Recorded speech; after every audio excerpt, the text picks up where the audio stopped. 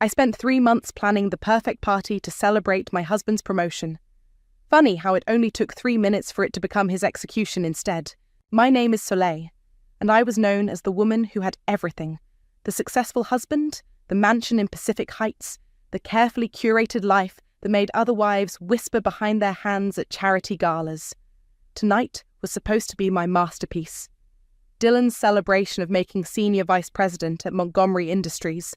The champagne tower needs to be higher, I directed the catering staff, adjusting my emerald silk dress. And please make sure the temperature stays at exactly 68 degrees. Mr. Montgomery gets irritable when it's too warm. The grand ballroom sparkled like a jewel box. Crystal chandeliers cast golden light across marble floors, while white roses and orchids cascaded from sterling silver vases. I'd chosen every detail to reflect Dylan's new status. Subtle, elegant, powerful. "Girl, you've outdone yourself," Tessa said, appearing at my elbow with 2 glasses of champagne. "Though I still don't understand why you're throwing this party when you're the one who actually—" "Shh." I took a glass, cutting her off with a smile. "Tonight is about Dylan. Everything else stays in the shadows where it belongs." The room filled quickly with San Francisco's corporate elite. I watched Richard Montgomery enter, his silver hair gleaming as he nodded in my direction.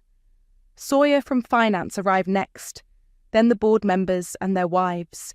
Dylan's mother, Roslyn, swept in wearing her signature pearls, followed by his sister Sienna in a dress that was a touch too tight for a corporate event.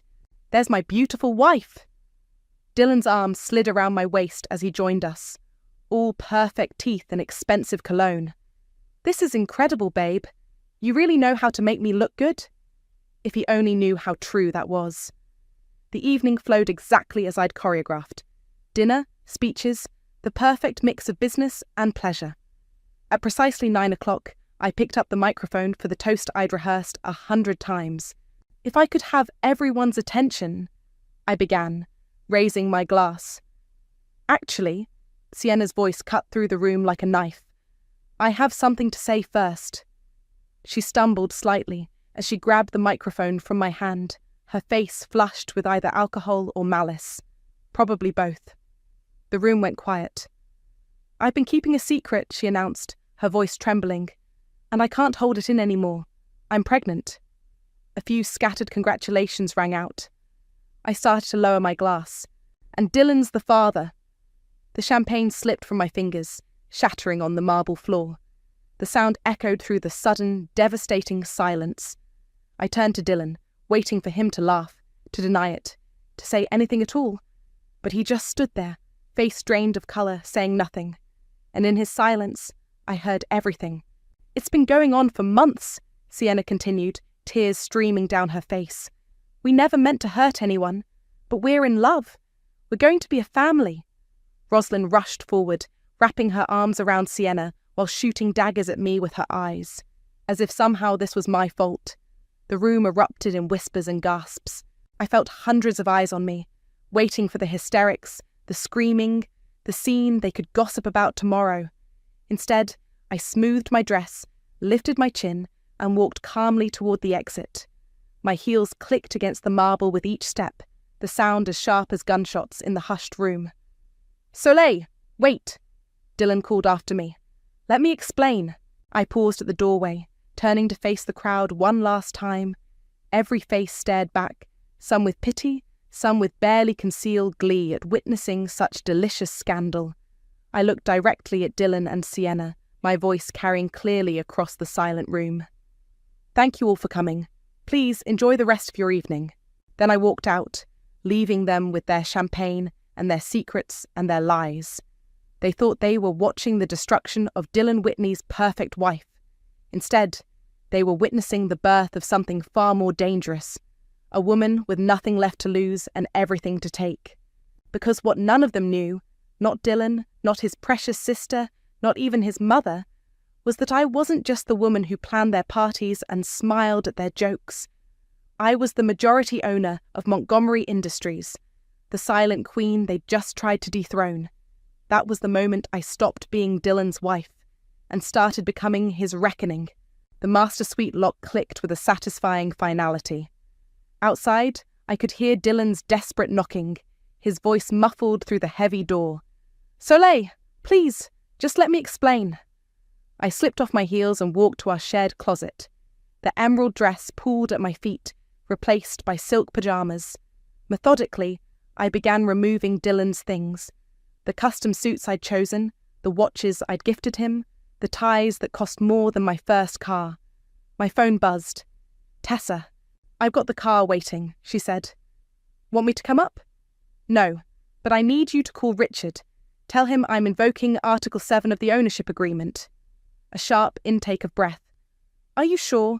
That's basically declaring war." They declared war. I'm just choosing the battlefield. I hung up and continued my task, remembering the day I'd bought this penthouse. Dylan thought we'd gotten it through his bonus, but really, I'd purchased it outright through a shell company. Just like I'd arranged his first executive position, his strategic introductions, his carefully crafted resume. The knocking grew louder.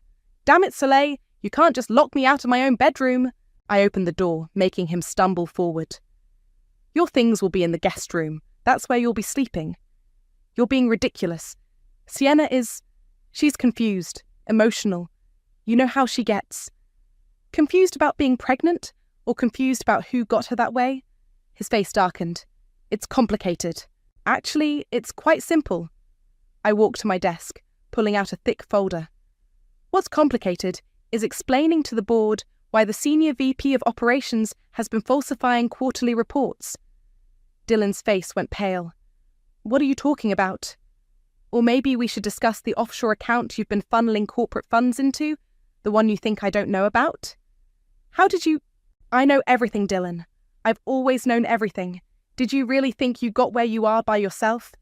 My phone rang. "Richard." "Soleil," his grave voice came through. "Tessa told me what happened. I've called an emergency board meeting for tomorrow morning." "Good. Make sure Sawyer has the audit reports ready. This will destroy him, his career, his reputation, everything." I looked at Dylan, still standing there with his mouth open. "That's the point." After hanging up, I turned back to my husband. "You should get some rest. Tomorrow's going to be eventful." "What are you planning?" Fear crept into his voice. "You'll find out soon enough." "Oh, and Dylan?" I smiled, the same smile I'd given him at countless corporate events. "Make sure Sienna comes to the office tomorrow. She should be there to support you, don't you think?" He left without another word, closing the door behind him. I waited until his footsteps faded before allowing myself to sink onto the bed. My phone buzzed again. "Tessa, I'm coming over. No arguments." 20 minutes later, she arrived with a bottle of tequila and 2 glasses. "Remember when we met?" she asked, pouring generous shots. "First year of law school, you were working 3 jobs and still top of the class. And you were the trust fund baby who couldn't understand why I wouldn't just ask my parents for money." I smiled at the memory. "Then you told me about growing up with nothing, about building yourself from scratch. That's when I knew you'd either become my best friend or my worst enemy." She handed me a glass. "I'm glad you chose friend." "Sometimes I wonder if I chose wrong," I said quietly. "If I'd stayed in my lane, married someone from the neighborhood, you'd be miserable and you know it." Tessa's eyes narrowed. "Don't let them make you doubt yourself. You built an empire while letting him take the credit. You made him everything he is. And now I'm going to unmake him." I took the shot, letting the tequila burn away the last of my tears. "First thing tomorrow, I'm calling a vote to freeze his shares. By noon, he'll be suspended pending investigation. By the end of the week." "He'll be nothing," Tessa finished. My phone lit up with a text from Sawyer. "Found something interesting in Sienna's medical records. Call me." I showed it to Tessa, who raised an eyebrow. "Still want to wait until morning?" "No," I replied, already dialing. "The thing about revenge is timing is everything, and right now time is all I have." I walked to the window, looking out at the city lights below. Somewhere out there, Dylan and Sienna were probably planning their next move, thinking they had the upper hand. Poor things. They had no idea what was coming, because while they'd spent years playing house, I'd spent years building an empire, and queens don't surrender their crowns without a fight. The Montgomery Industries lobby fell silent as I walked through security at 7 a.m. sharp. Gone was the designer dress and perfect smile. Today I wore a black power suit and blood-red stilettos that echoed like warning shots across the marble floor. "Mrs. Whitney," the security guard started. "Miss Gonzalez," I corrected, not breaking stride. "And I'll need all of Mr. Whitney's access cards deactivated immediately." Sawyer was waiting in my private office, the one Dylan never knew existed on the executive floor. "Tell me everything," I said, settling behind my desk. He placed a folder in front of me. "Sienna's been visiting Dr. Matthews, an OB-GYN in Pacific Heights. She is pregnant, about 10 weeks along. But here's where it gets interesting." He pointed to a highlighted section. "She's been prescribed medication for severe anxiety and depression. Started about 6 months ago. Around the time Dylan's promotion was announced," I mused. "What else?" "Security caught her trying to access the building this morning. She was unstable, screaming about needing to see her brother." "Send me the footage." My phone buzzed. "Richard." "The board's assembled. Ready when you are." I stood, straightening my jacket. "Have security escort Sienna to the conference room. It's time everyone met the real owner of Montgomery Industries." The boardroom doors opened to chaos. Sienna was crying hysterically while Dylan attempted to comfort her. Board members whispered among themselves. Richard sat at the head of the table, looking grave. "What is she doing here?" Dylan demanded when he saw me. "This is a board meeting." "Exactly." I took my seat at the opposite end of the table. "Richard, please proceed." Richard cleared his throat. "Ladies and gentlemen, I'd like to introduce the majority shareholder of Montgomery Industries, Ms. Soleil Gonzalez." The room erupted. Dylan's face went from red to white in seconds. "That's impossible," he sputtered. "I would have known." "Would you?" I opened my laptop, projecting documents onto the screen. "Like you knew about these falsified performance reports? Or the money missing from the Pacific acquisition? Those are confidential files." Dylan stood, pointing accusingly. "You had no right." "I had every right. This is my company." I turned to the board. "Mr. Whitney has been suspended pending a full investigation. Sawyer will assume his duties effective immediately." "You can't do this," Sienna shrieked, mascara running down her face. "We're having a baby, your husband's baby." I pulled out another document. "Interesting you should mention that. Dr. Matthews' office was quite helpful when the majority shareholder requested your medical records." I paused, letting the tension build. 10 weeks pregnant, Sienna. That would be around the time you were seen with Jeremiah Santiago." The colour drained from her face. "How did you—" "Jeremiah, your cousin. Dylan's cousin." I looked directly at Dylan. "Would you like a paternity test? Or should we just assume family runs deep in the Whitney clan?" Sienna collapsed into her chair, sobbing. Dylan looked like he might vomit. "Security will escort you both out," I continued. "Your personal items will be shipped to your mother's house." "And Dylan?" I smiled coldly. "I want my rings back." He yanked them off his finger, throwing them across the table. They skittered to a stop in front of me, just like his career. As security led them away, I addressed the stunned board members. "I understand you have questions. I'm prepared to answer them all. But first, we have a company to run." Hours later, I sat in my office, watching the sun set over the bay. Tessa burst in, waving her phone. "Have you seen this? Sienna's been admitted to the psychiatric ward at Memorial. Something about a breakdown in the lobby." "I know." I didn't look away from the window. "I had Dr. Matthews send her records to the hospital. They'll take good care of her." "And Dylan?" "Currently discovering all his credit cards have been cancelled. Amazing how many things were in my name." Tessa sat across from me. "You know this isn't over. They'll try to fight back. Let them." I finally turned to face her. I spent years building this company while playing the perfect wife. I watched Dylan take credit for my work, my ideas, my success. I smiled and nodded and kept my mouth shut. And now? Now I'm done being silent. My phone buzzed with a text from an unknown number. "You don't know what you've started. Family protects family." "Who's that?" Tessa asked, noting my expression. "Roslyn," I replied, deleting the message. "Apparently, she's chosen her side. And you've chosen yours." I thought about the paternity test I'd already ordered, the documents being gathered, the pieces moving into place. No, Tessa, I'm not choosing sides. I'm choosing scorched earth. Rosalind's mansion looked exactly as I remembered, a monument to old money and older secrets. I smoothed my cream-coloured dress, the picture of a grieving wife seeking comfort from her mother-in-law. The housekeeper led me to the sunroom where Rosalind sat like a queen in exile, surrounded by photos of Dylan and Sienna as children. "I'm surprised you had the nerve to come here," she said, not offering me tea. I perched delicately on an antique chair. "I thought we should talk, mother to daughter." "I'm not your mother," she snapped, "and after what you've done to my children—" "What I've done?" I let out a soft laugh. "Tell me, Rosalind, when did it start? The inappropriate closeness between them?" She stiffened. "I don't know what you're implying." "Don't you? The way Sienna always followed Dylan around? How she never quite managed to keep a relationship? The special bond they shared after their father died?" They were grieving. Rosalind's hands trembled as she reached for her wine glass. They needed each other. "Is that what you told yourself when you found them together that Christmas? The one where Sienna was 16? The wine glass shattered on the floor. "Who told you about that?" "Your old housekeeper was very chatty after I helped her son get into rehab." I leaned forward. She remembered everything. The crying, the screaming, the way you swept it all under the rug. "I protected my children. You enabled them. And now look where we are." Rosalind stood, pacing the room. "Sienna's always been fragile. After their father, she latched onto Dylan. I thought she'd grow out of it. But she didn't, did she? Instead, she grew more obsessed.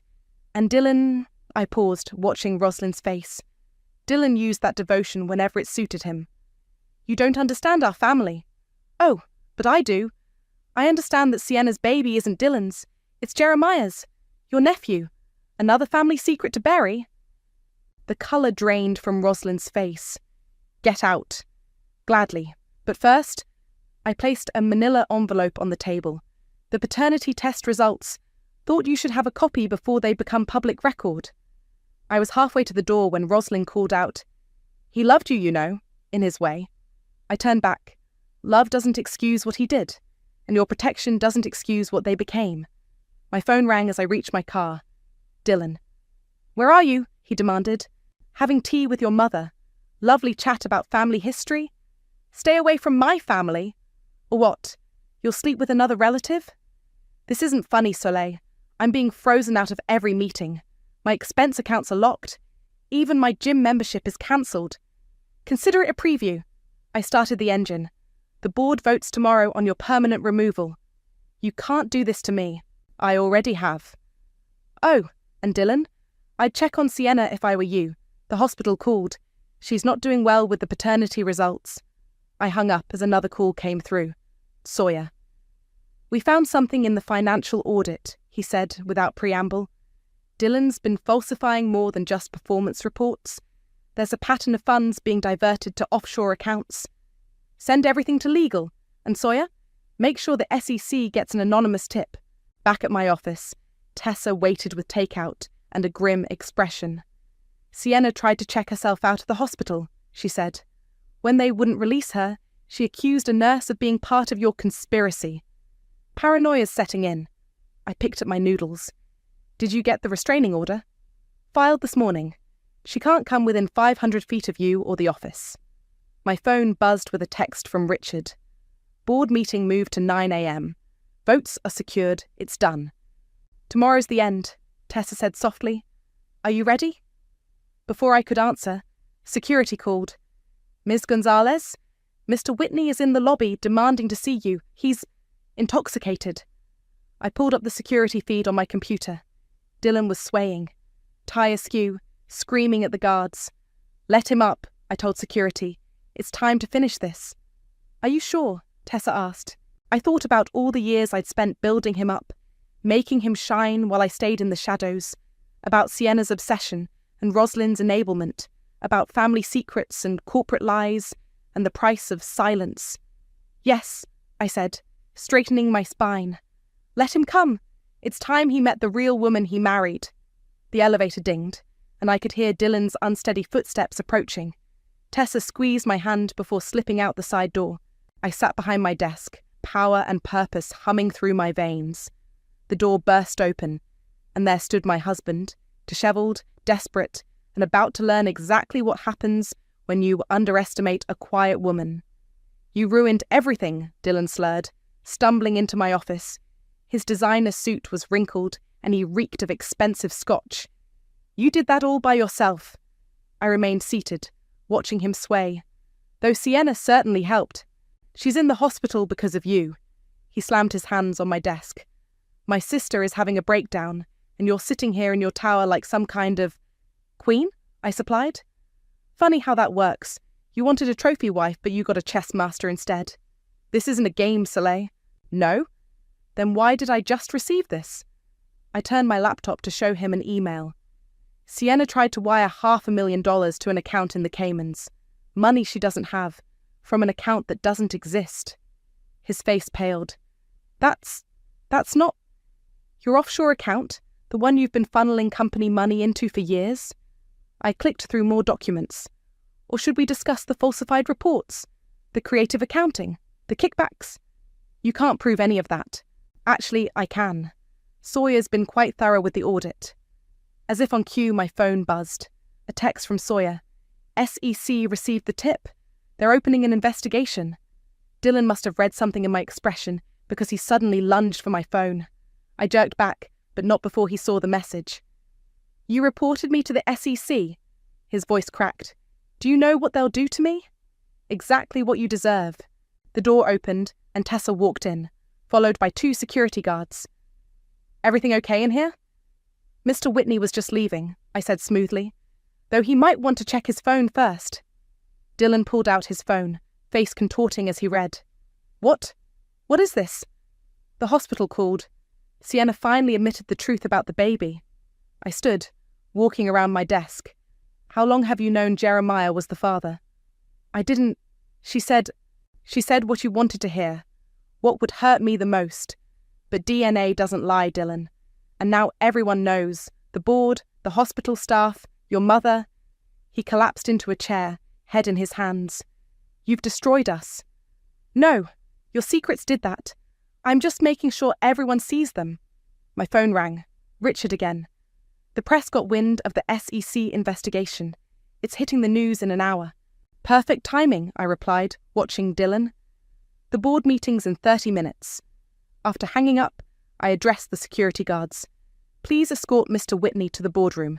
Make sure he doesn't leave the building or make any calls." Once they'd dragged him out, Tessa turned to me. "You didn't tell him about Roslyn?" "Not yet." I gathered my files. Let him hear that bombshell along with everyone else. We walked to the boardroom together, my heels clicking against marble like a countdown. Inside, the board members sat in tense silence. Dylan was slumped in a corner chair, looking utterly defeated. Richard called the meeting to order, just as my phone lit up with another text, this time from an unknown number. "My half-brother, Rolando. Sienna reached out, offered money for dirt on you. Should I take it?" I felt a cold smile spread across my face as I typed back. "Play along. Let's see how deep she wants to dig." "Soleil?" Richard's voice pulled me back. "Would you like to begin?" I stood, straightening my jacket. "Ladies and gentlemen of the board, what you're about to hear will be on every news channel within the hour. But first, you deserve to know the whole truth." I clicked through my presentation. The fraudulent reports, the missing money, the SEC investigation. With each revelation, Dylan seemed to shrink further into himself. "And finally," I said, pulling up one last document, a sworn statement from Roslyn Whitney, detailing a pattern of inappropriate behaviour between her children dating back to their teenage years. Behaviour she covered up, enabling the dysfunction that led to this moment. The boardroom erupted in shocked whispers. Dylan shot to his feet, swaying. "You're lying." "Your mother signed it this morning, right after I showed her the paternity test results." As if orchestrated, phones around the room began buzzing with news alerts. The story had broken. "I move for immediate termination," Sawyer announced, standing, "and full cooperation with the SEC investigation." The vote was unanimous. As security moved to escort Dylan out, he turned to me one last time. "Why? Why destroy everything we built?" "We?" I laughed softly. "I built this empire while you played pretend. The only thing you built was a house of lies. I stepped closer, my voice dropping to a whisper. And I just lit the match. He was led away, leaving me standing in a room full of people who finally saw me for what I truly was. Not just powerful, but dangerous. My phone buzzed again. Rolando. Sienna's offering more money. How far do you want this to go? I smiled, thinking of all the dominoes still left to fall. All the way, little brother. All the way down. The news vans circled the building like vultures as Rosalind stormed into my office, her perfectly coiffed hair coming undone at the edges. How dare you release that statement, she hissed. Those were private family matters. Private? I looked up from my computer. Like the private account Dylan set up for Sienna, or the private therapy sessions you forced her into after that Christmas incident. I was protecting my children. You were protecting your reputation. I stood, matching her fury with ice. And now you can't protect either. My phone buzzed. Tessa. Turn on the news. Now. I clicked on the wall-mounted TV just in time to see Sienna being led out of the hospital in handcuffs. The headline scrolled beneath, VP's sister arrested for financial fraud attempt. Rosalind sank into a chair, her face ashen. What have you done? I didn't do anything.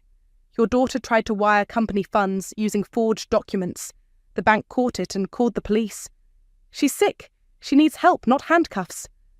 Then maybe you should have gotten her real help years ago instead of covering up her obsession with Dylan. A commotion outside drew our attention. Through the glass walls, I could see Dylan being escorted out by SEC agents, his hands cuffed behind his back. Mrs. Whitney, one of the agents appeared in my doorway. We need you to come with us as well. Rosalind's eyes widened in panic. Me? But I'm not involved in the company. No, but you are involved in the fraud.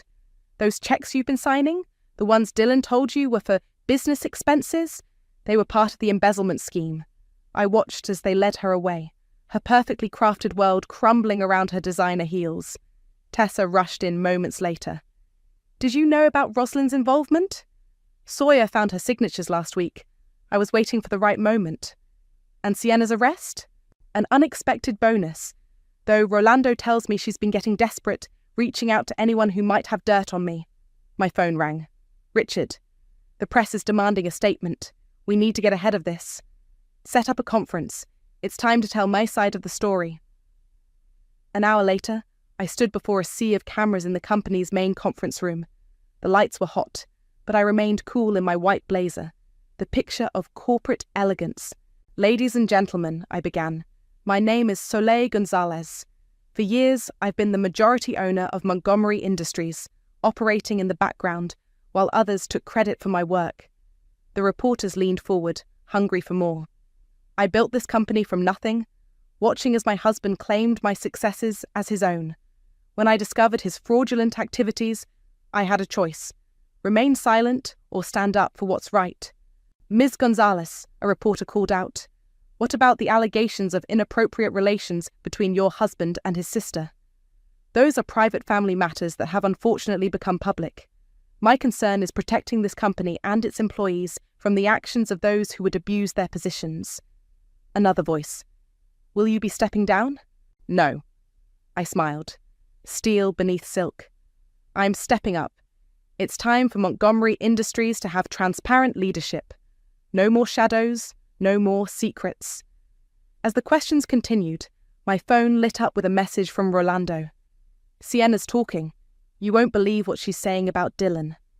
I excused myself from the podium, letting Richard handle the remaining questions. In my office, I called Rolando. What did she say?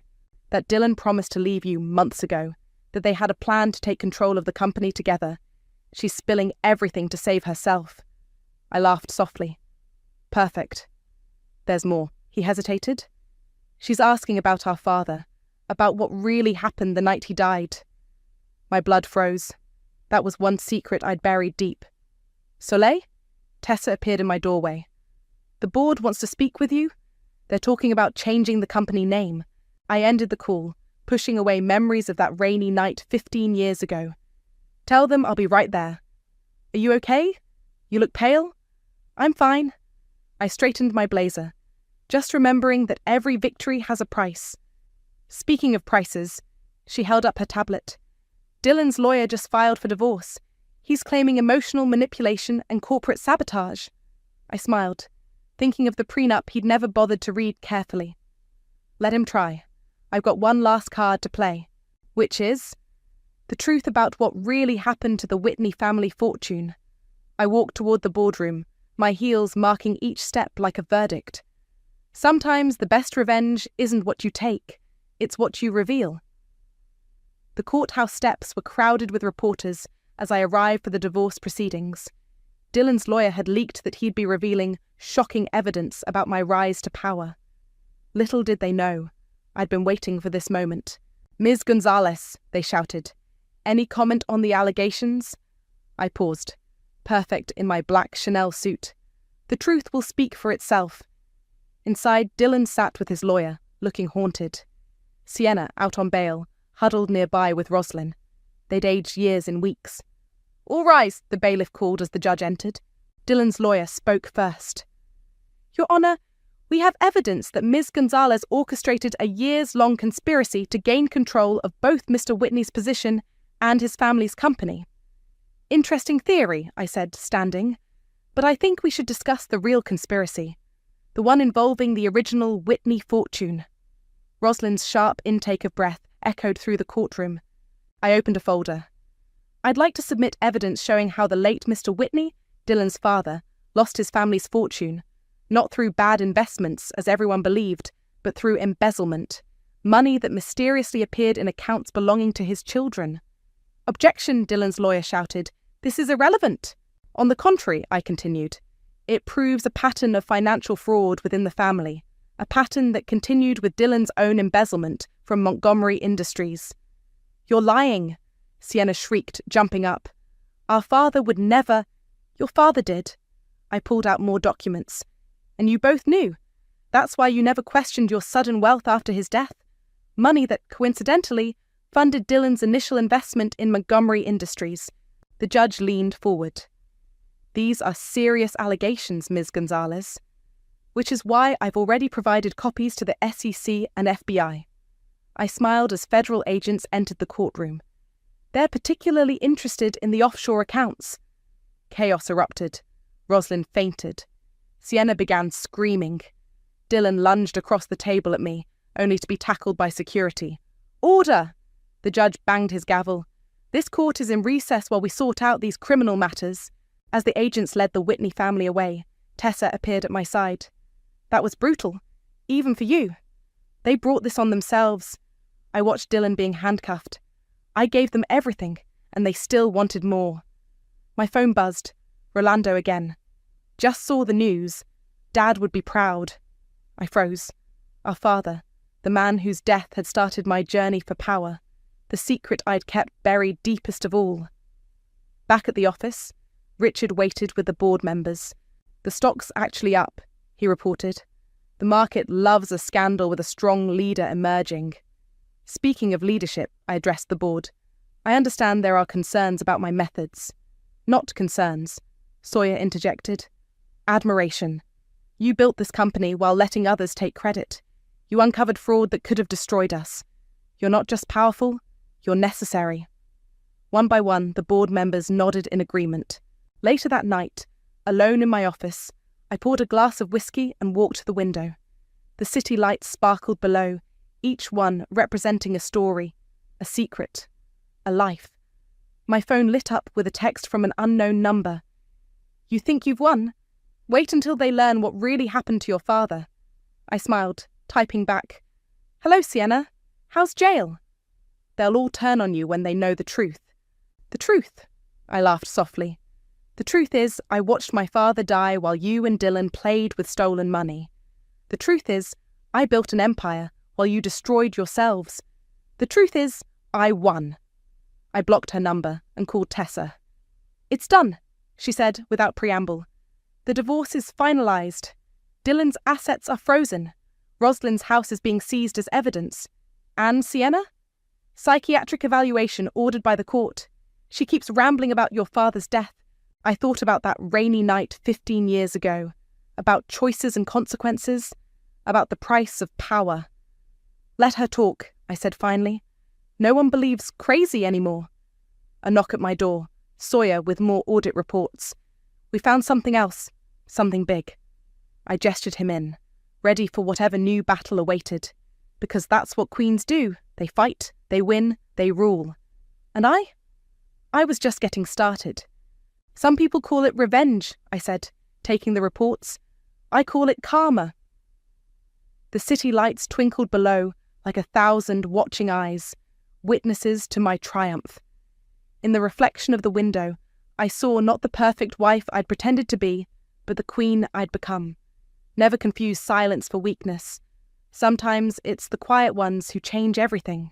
The beach house stood alone against the grey horizon, waves crashing against the rocky shore below. I'd bought it years ago under a different name, my escape plan that became my sanctuary.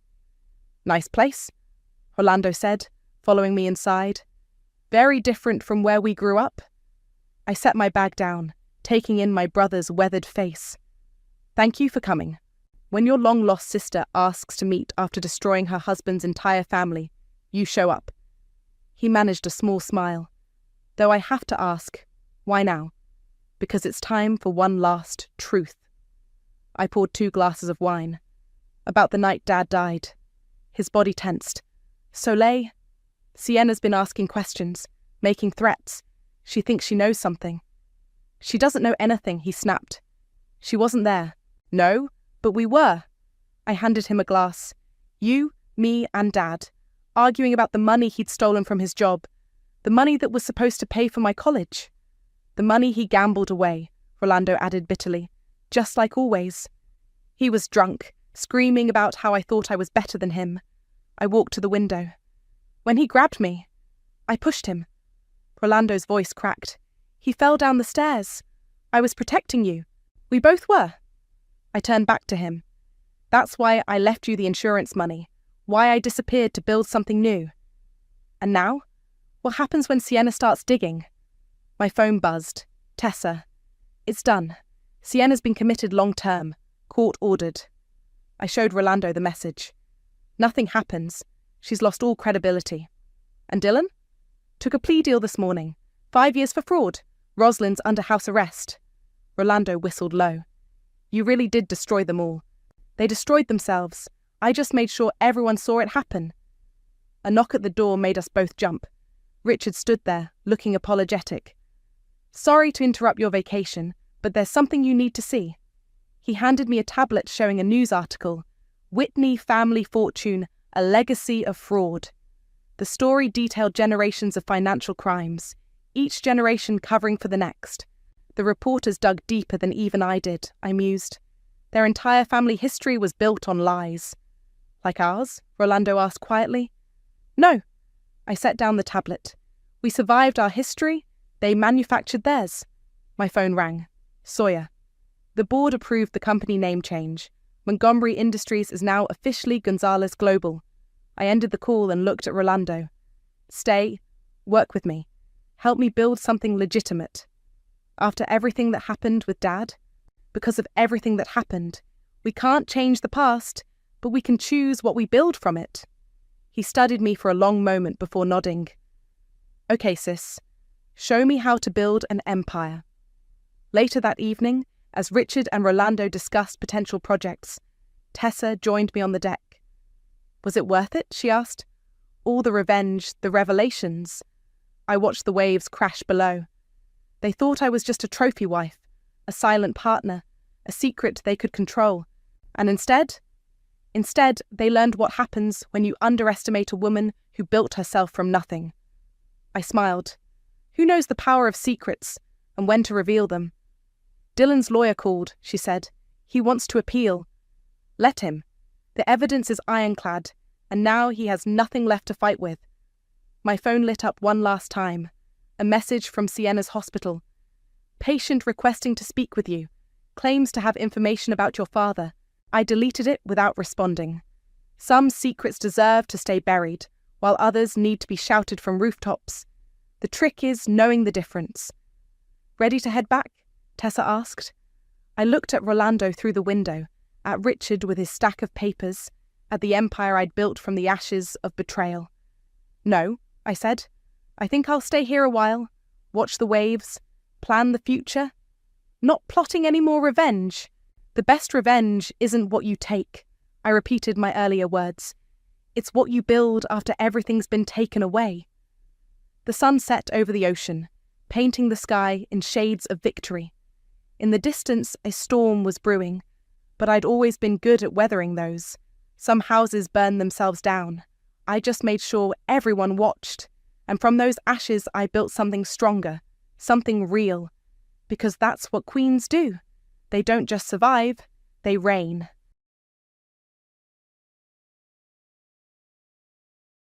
Hello, is this the police? I need your help right away. Something urgent has come up. On what was supposed to be the happiest day of my life, my wedding day, I was involved in an accident. My long-awaited marriage to Chase, the man I love, was completely derailed. I'd been looking forward to that day for months, but instead of celebrating, I ended up in the hospital. Thankfully, the accident wasn't severe, but I had to stay for a medical checkup, which led to the wedding being cancelled. I was devastated and furious, especially because the other driver blamed me and even demanded money.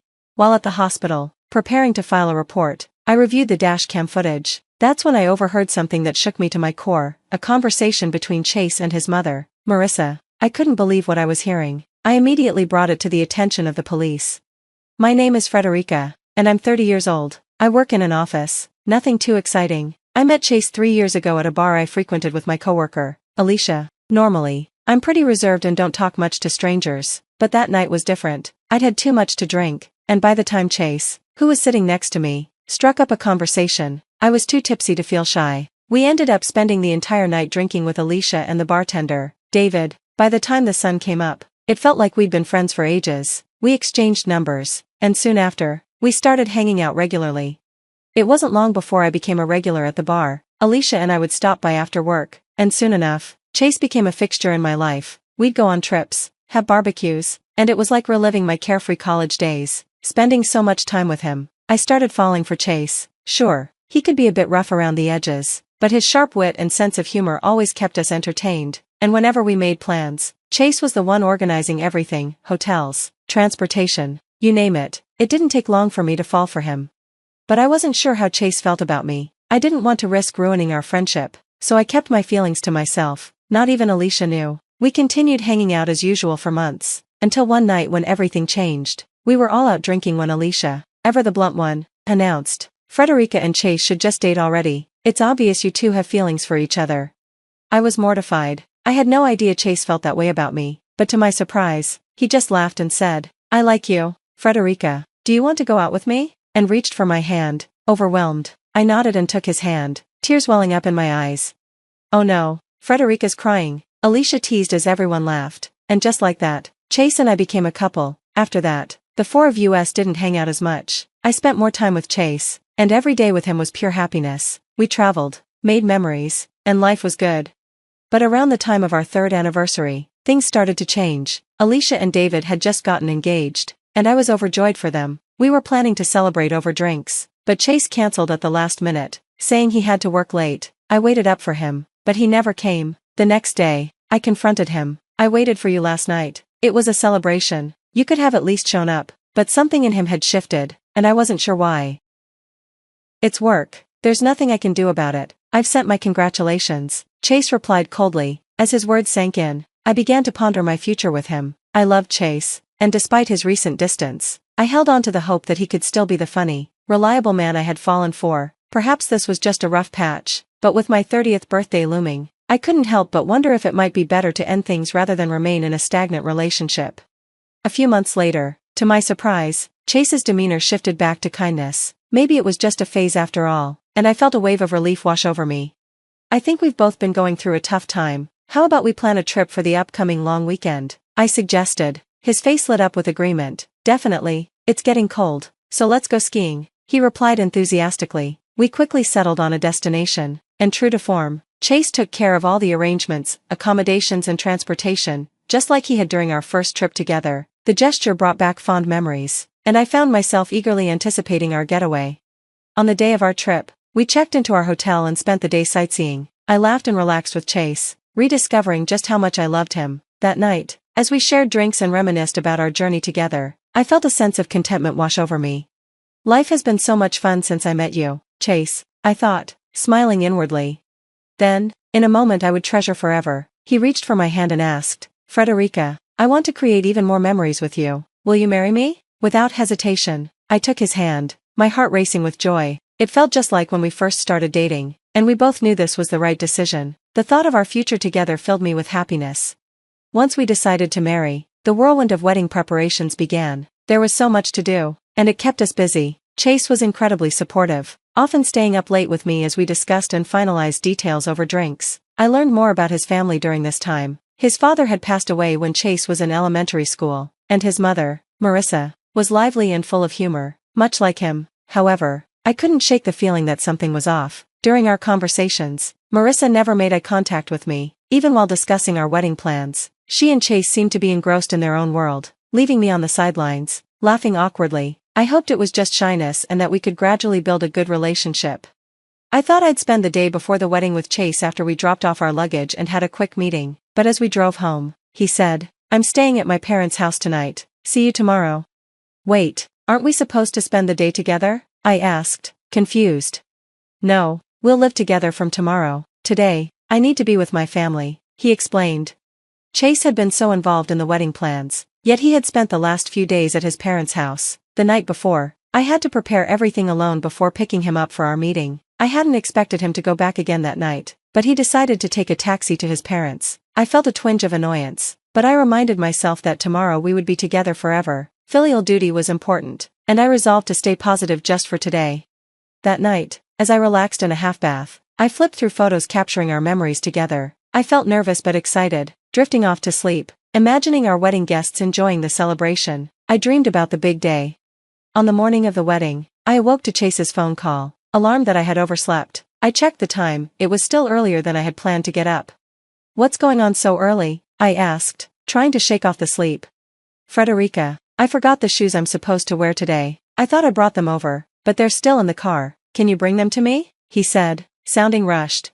I hesitated, realizing I wouldn't be able to drive due to the alcohol from last night. What? I can't drive today. I'll just take a taxi. No, my mom is driving back home. She doesn't drink, so it's all arranged, he assured me. Half awake and not wanting to argue, I replied, all right, talk to you later. The wedding venue was about a 20-minute drive away. I occasionally drove, so I figured if Marissa was taking the car, I wouldn't have to worry about the return trip. With Chase seeming in a hurry, I reluctantly moved forward with my preparations, double-checking everything he might have forgotten. To avoid traffic, I left a bit earlier than planned. Today was a significant day for both of us. I drove with extra caution on the way to the wedding venue. Just a short distance away, a car beside me abruptly swerved into my lane. Startled, I slammed on the brakes, but before I knew it, I collided with the other vehicle. I had never been in an accident before, and the shock left me dazed. I could barely register the moment of impact. All I could feel was an overwhelming jolt coursing through my body. Pain washed over me, but at least I was conscious. The other driver, a young man, shouted, "Hey, that was reckless. I'm going to demand compensation."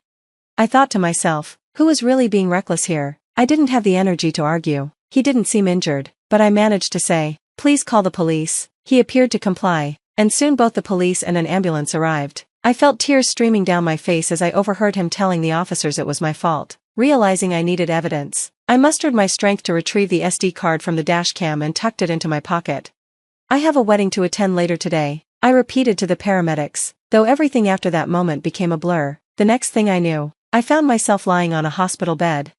"Frederica, are you okay?" I heard Chase's familiar voice as I opened my eyes. "Yeah, I'm okay. What about the wedding?" I asked, panic rising in my chest. "It's been called off. You've been in an accident. We can always reschedule," he said matter-of-factly. In that instant, I broke down in tears. "It's okay not to have the wedding today. Your health is the most important thing. You'll need to stay here for a few days for tests," he reassured me. Yet his calmness about the cancelled wedding troubled me. Did he really not care? I had broken a rib and sustained bruises, but because of my head injury, further tests were necessary. After Chase left, my friend Alicia called. "Frederica, are you alright?" I heard from Chase. "If you need anything, I can bring it to you," she offered. "Alicia, thank you. I'm a bit sore, but I'm okay. Could you bring my laptop?" I asked, suddenly eager to check the dashcam footage. Your laptop? Sure, I'll be right there, Alicia replied, surprised but willing to help. Living nearby, Alicia and her husband arrived within 20 minutes. Frederica, I'm so relieved you're safe, Alicia said, pulling me into a tight hug, tears streaming down her face. Seeing her distress made me cry as well. I felt grateful to have friends who cared about me, but it only highlighted Chase's unsettling calmness. Here's your laptop, Alicia said, handing it over. I quickly pulled out the SD card and played the footage. The accident had been recorded in clear detail. What is this? This is insane, Alicia exclaimed, her anger growing. That guy is blaming me for the accident. I need to show this to the police, I explained. We discussed the incident and the wedding cancellation, though I felt disheartened. Talking with Alicia and David helped ease my spirits, but as the video played on, an unbelievable conversation between Chase and Marissa began to unfold. It was from the day before the wedding. This is where my junior is going to ram into us. I told him to really go for it, so it should be fine, Chase said, sounding almost gleeful. Chase, clever, this means we're getting money, right? Marissa replied. Yeah, she's got plenty from her parents' inheritance. Did you check how much? Chase asked. The light-hearted atmosphere shifted dramatically in an instant. No, I can't listen to this anymore, Alicia said in a panic, stopping the video. Was the accident planned? I felt a wave of dread wash over me. I couldn't believe what I was hearing.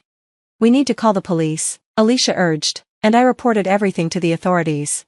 Is Chase the type to do something like this? Alicia asked her husband, David, as we waited for the police. No, we only know him as a bartender and customer. I don't know anything about his personal life, David replied, shrugging. While we had spent a lot of time together, none of us really knew Chase's background. Even in our relationship, he rarely opened up about himself. Minutes later, the police arrived, and I showed them the footage. I explained the circumstances of the accident and requested a thorough investigation. The officers took the SD card with them for evidence. After they left, Chase entered my hospital room, casually carrying a bag. Hey, Alicia's here too, Frederica. That's good, I brought your things, he said nonchalantly.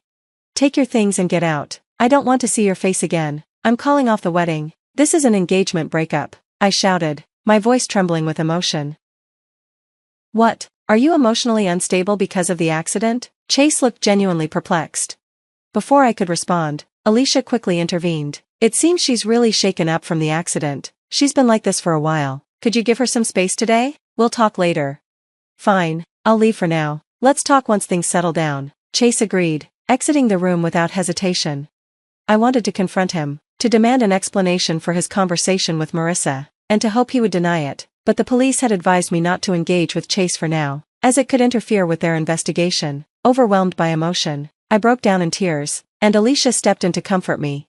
Afterward, I explained my situation to the hospital staff, arranged for a room change, and ensured that Chase would not be allowed to visit. Concerned about my mental state, Alicia dedicated long hours to being with me, though I was still in shock. Her presence provided a sense of solace.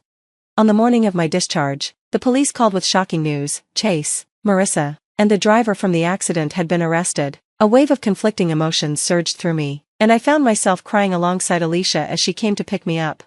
According to the police, Chase and Marissa had targeted my inheritance, which I had received after my parents' tragic accident 4 years ago. Since I had no siblings, all of it had come to me. The grief had been so profound that I hadn't fully recovered for an entire year. It was Alicia who had helped me gradually come back to life. Although the inheritance was considerable, I had never touched it. I had only mentioned it drunkenly once while we were out together.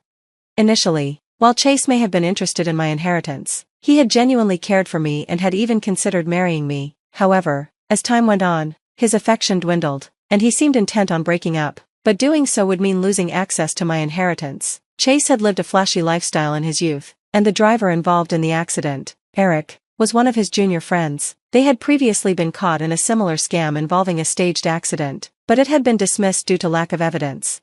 Now, they had concocted the same scheme for our wedding day, planning to severely injure me to prevent the marriage, leading to a breakup where they would pressure me for my inheritance and seek compensation. The thought that they had even planned to fabricate evidence of infidelity to claim alimony if our engagement ended was terrifying.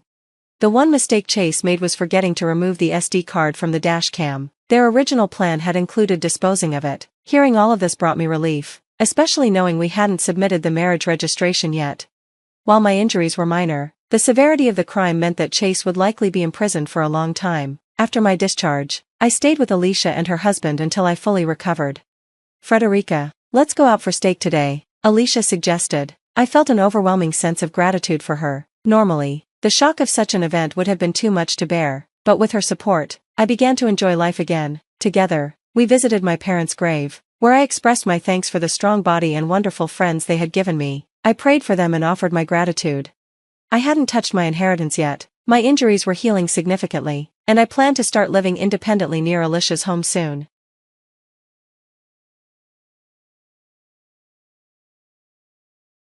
I had always been a dreamer. From an early age, my mind brimmed with ambitions and visions of a life where I could make a meaningful impact on the world. My name is Mary, and my dream was straightforward yet powerful. I aspired to be a journalist. The art of storytelling captivated me, capturing the essence of people's lives, uncovering hidden truths, and contributing something valuable to society. Pursuing a career in magazine publishing felt like the perfect path to fulfill this passion.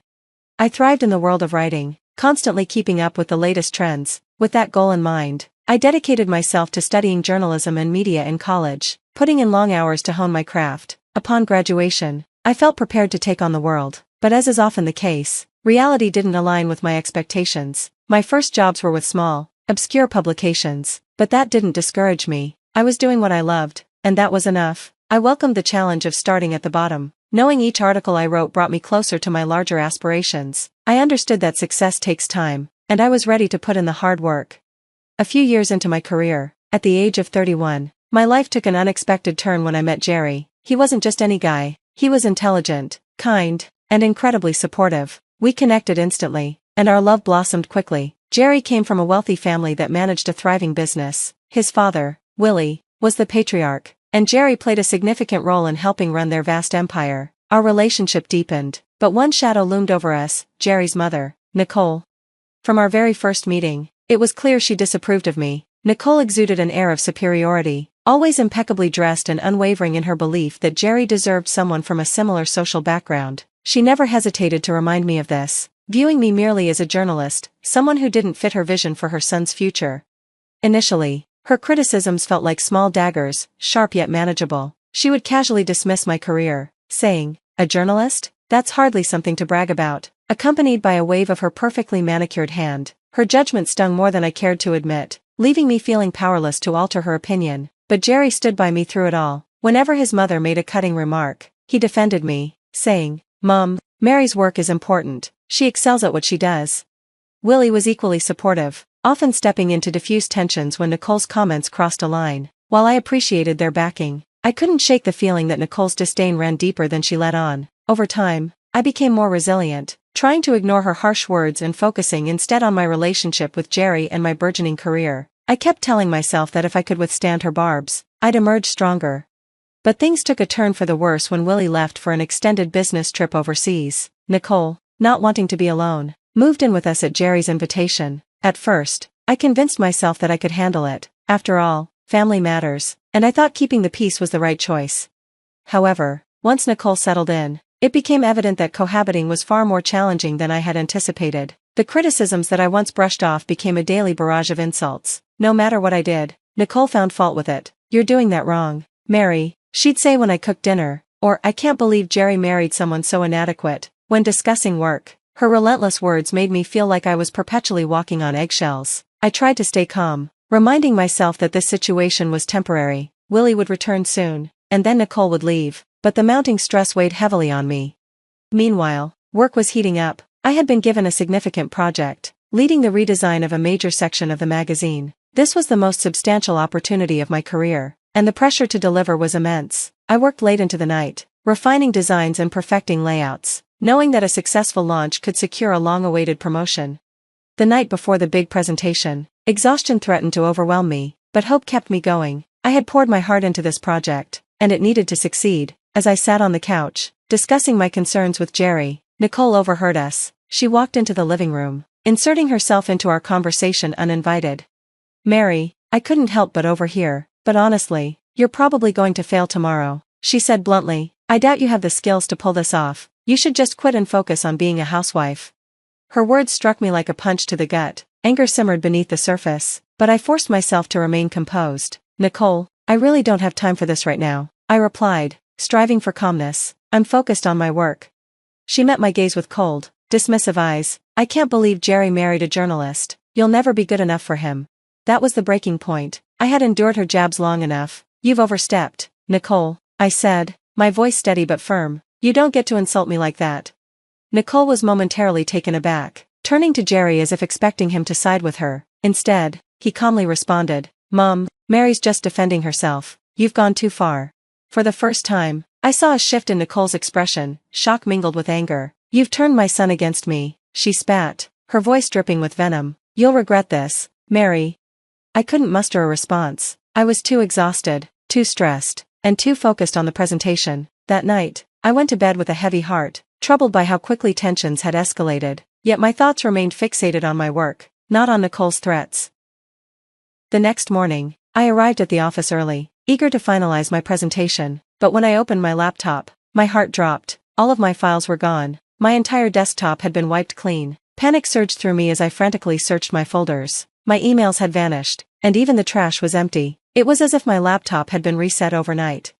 I felt suffocated, my mind racing. I had backed up my files to my email, but now everything was missing. How could this have happened? I rushed to my boss, desperate to explain the situation, hoping for a glimmer of understanding, but his reaction was anything but sympathetic. He regarded me with disappointment, chastising me for being irresponsible and unprofessional. To make matters worse, he had already lined up a backup presenter, someone ready to step in if I faltered. It felt like the ground had been ripped from beneath me. All my hard work, all the sacrifices I had made, seemed to evaporate in an instant. There would be no recovery. My promotion was slipping away, and I was left humiliated. Tears streamed down my face as I walked out of the office, feeling utterly defeated. When I arrived home, I found Jerry still there. He had taken the day off to be by my side. Sensing that something was wrong. What happened? He asked, worry etched across his face. There was no presentation, I whispered, struggling to hold back sobs. Everything was deleted. My laptop, it's all gone. Jerry's expression crumbled. He pulled me into his arms as I cried, overwhelmed by the weight of my loss. How did this happen? He asked, confusion evident in his voice. I don't know, I replied, still shaking. I backed everything up, but even those files are gone. As I recounted the events, a troubling thought crept into my mind, one I had tried to dismiss. Could Nicole have been involved? It seemed too far-fetched, but her behavior, her smug satisfaction during my failures, it all felt too coincidental. I didn't want to jump to conclusions, yet the feeling lingered. I needed proof. If Nicole had sabotaged my laptop, I had to know for sure. Taking matters into my own hands, I ordered a hidden camera that resembled a smoke detector. After installing it in my office, I hoped to catch any suspicious behavior. A few days later, I baited Nicole by mentioning that I had been given another chance to present my work. Her eyes sparkled with curiosity. Oh, another chance? She replied, her tone dripping with skepticism. Yes, I said, watching her closely. It could lead to a raise if I do well. A smirk crossed her face, her expression unreadable. Let's see what happens tomorrow. Then, she said, her voice laced with insincerity. That night, I reviewed the footage from the hidden camera, my heart racing with anticipation. As the video played, I watched in disbelief as Nicole crept into my office in the middle of the night. She sat down at my desk, opened my laptop, and began to type. My hands trembled as I saw her delete files and reset my system. I couldn't believe my eyes. She had done it. She had sabotaged my presentation. The next morning, I showed the footage to Jerry. His face went pale as he processed what he was seeing. We have to confront her, he said, anger simmering beneath his calm demeanor. When Nicole came down for breakfast, Jerry wasted no time. Mom, we know what you did, he said, his voice icy. Nicole feigned innocence, raising an eyebrow. What are you talking about? We caught you on camera. Mom, you deleted Mary's files, Jerry said, holding up the footage. Nicole's face contorted in anger. You were spying on me, she spat. You sabotaged her work, and now you're trying to deflect, Jerry replied, his voice rising. You need to leave, Mom, you can't stay here anymore. Nicole's face flushed with fury. You've turned my son against me, she hissed. You'll regret this. But Jerry didn't back down. You're leaving today, he stated firmly. That afternoon, Nicole packed her things, her face a mask of rage as she shot one last glare at me before storming out the door. The days following Nicole's departure were oddly surreal. The house felt quieter and more peaceful, yet an undercurrent of tension remained. My job, which I had poured so much effort into, lay in ruins. The thought of returning to work was unbearable, and I found it hard to shake off the sense of loss. Eventually, I made the difficult decision to resign. I couldn't stay there, not after everything that had happened. I needed time to heal and to rebuild my career. Jerry stood by me through it all, encouraging me to take the necessary time to recover. With his unwavering support, I began to explore new opportunities, and slowly but surely, I started to regain my footing.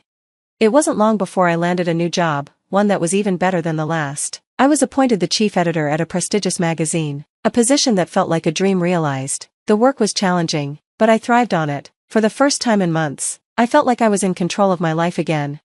Nicole was no longer part of our lives. Willie stayed in touch, and Jerry maintained a professional relationship with his father, but there were no messages from her. I didn't mind. I had moved on and was determined not to let her sabotage or negativity hold me back any longer. Months later, Jerry and I were invited to a major company event, a high-profile gathering where we dressed in our finest attire. As we entered the venue, we spotted Willie and Nicole across the room. They waved us over, and we exchanged polite greetings. Nicole's eyes scanned me critically, but I refused to flinch. I was no longer the insecure woman she had tried to belittle. I was stronger now. So, still unemployed? Nicole sneered, her tone dripping with disdain. I smiled confidently. Actually, I'm the chief editor at a new magazine, I replied, watching her expression closely. Just then, the CEO took the stage and called my name. I was being recognized for my work, celebrated for my leadership and innovative ideas. As I stepped onto the stage, applause erupted throughout the room. Nicole sat silently, her face flushed with embarrassment.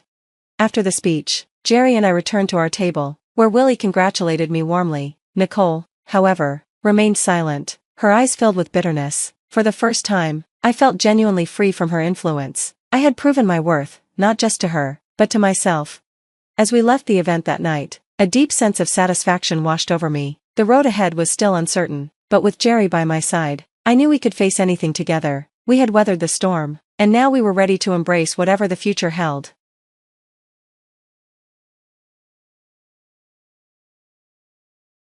My name is Lauren, and from the very start, my life has been shaped by the choices of others. My mother had me soon after high school, marrying my father, Scott, shortly thereafter. They were just two kids in love, more focused on their relationship than on building a future together. Initially, life was sweet. We lived in a small house filled with laughter. I have fond memories of my dad teaching me how to ride a bike and my mom baking cookies on Sunday afternoons. But as time passed, the dynamics shifted. Although they rarely argued in front of me, I could sense the growing distance between them. The love that had once united them was fading, overshadowed by financial stress. As a young girl, I didn't fully grasp the implications, only that it made my mother anxious and caused my father to work longer hours, leaving him less present.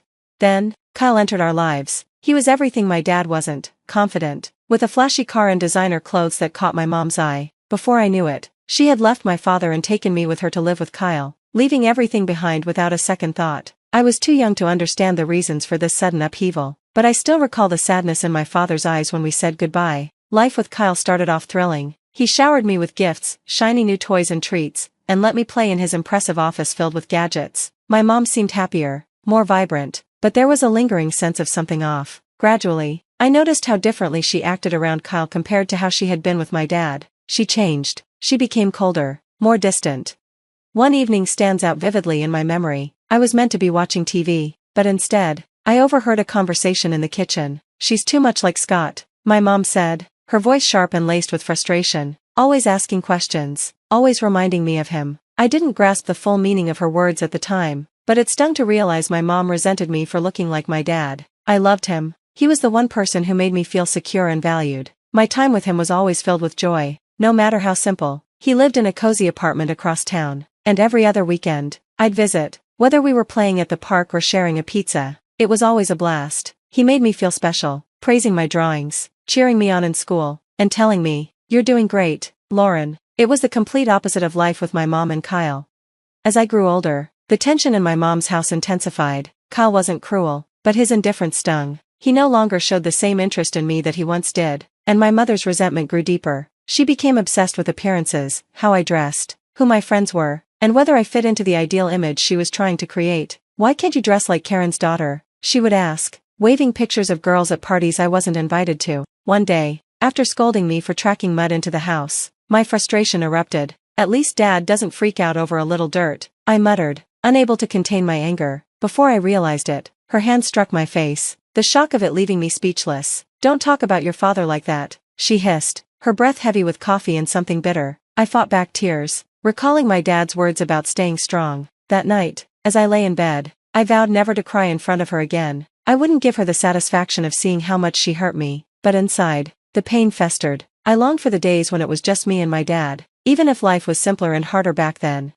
Things became even more complicated when my mom announced she was pregnant with Kyle's child. Instead of joyous anticipation, the news felt like the beginning of another upheaval. My mother radiated the glow people often associate with pregnancy, but it was never directed at me. One evening, as she and Kyle discussed nursery plans, it hit me, they were talking about my room. "You can move into the smaller room, Lauren," my mom said, her tone leaving no room for negotiation. I packed my belongings and squeezed them into the cramped space. It was a clear message, I no longer belonged in their world. The baby would be their fresh start, while I was merely a reminder of the life my mother wished to forget.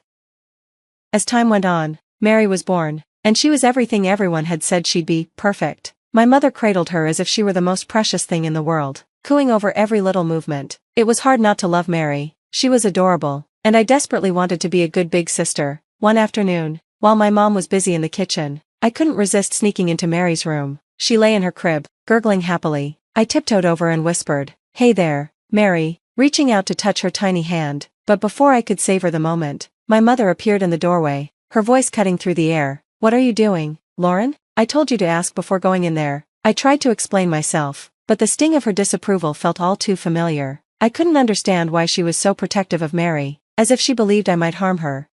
When I shared this with my dad during one of our weekends together, he listened attentively. We sat in our favorite pizza place, the scent of pepperoni and melted cheese filling the air. "Mom's always on edge around Mary," I said, pushing my food around my plate. "It's like she thinks I'm going to break her." Dad leaned back, contemplating my words. "Some people struggle to share love, Lauren," he finally replied. "They believe there's only so much to go around. But that's not true. You have a big heart. Don't let your mom's behavior make you think otherwise." His words were comforting, but when I returned to my mom's house, the gap between us only widened. I tried to share stories about school or my friends, but her attention was always divided between me and Mary, leaving me feeling like a ghost, an afterthought in the background of her new life.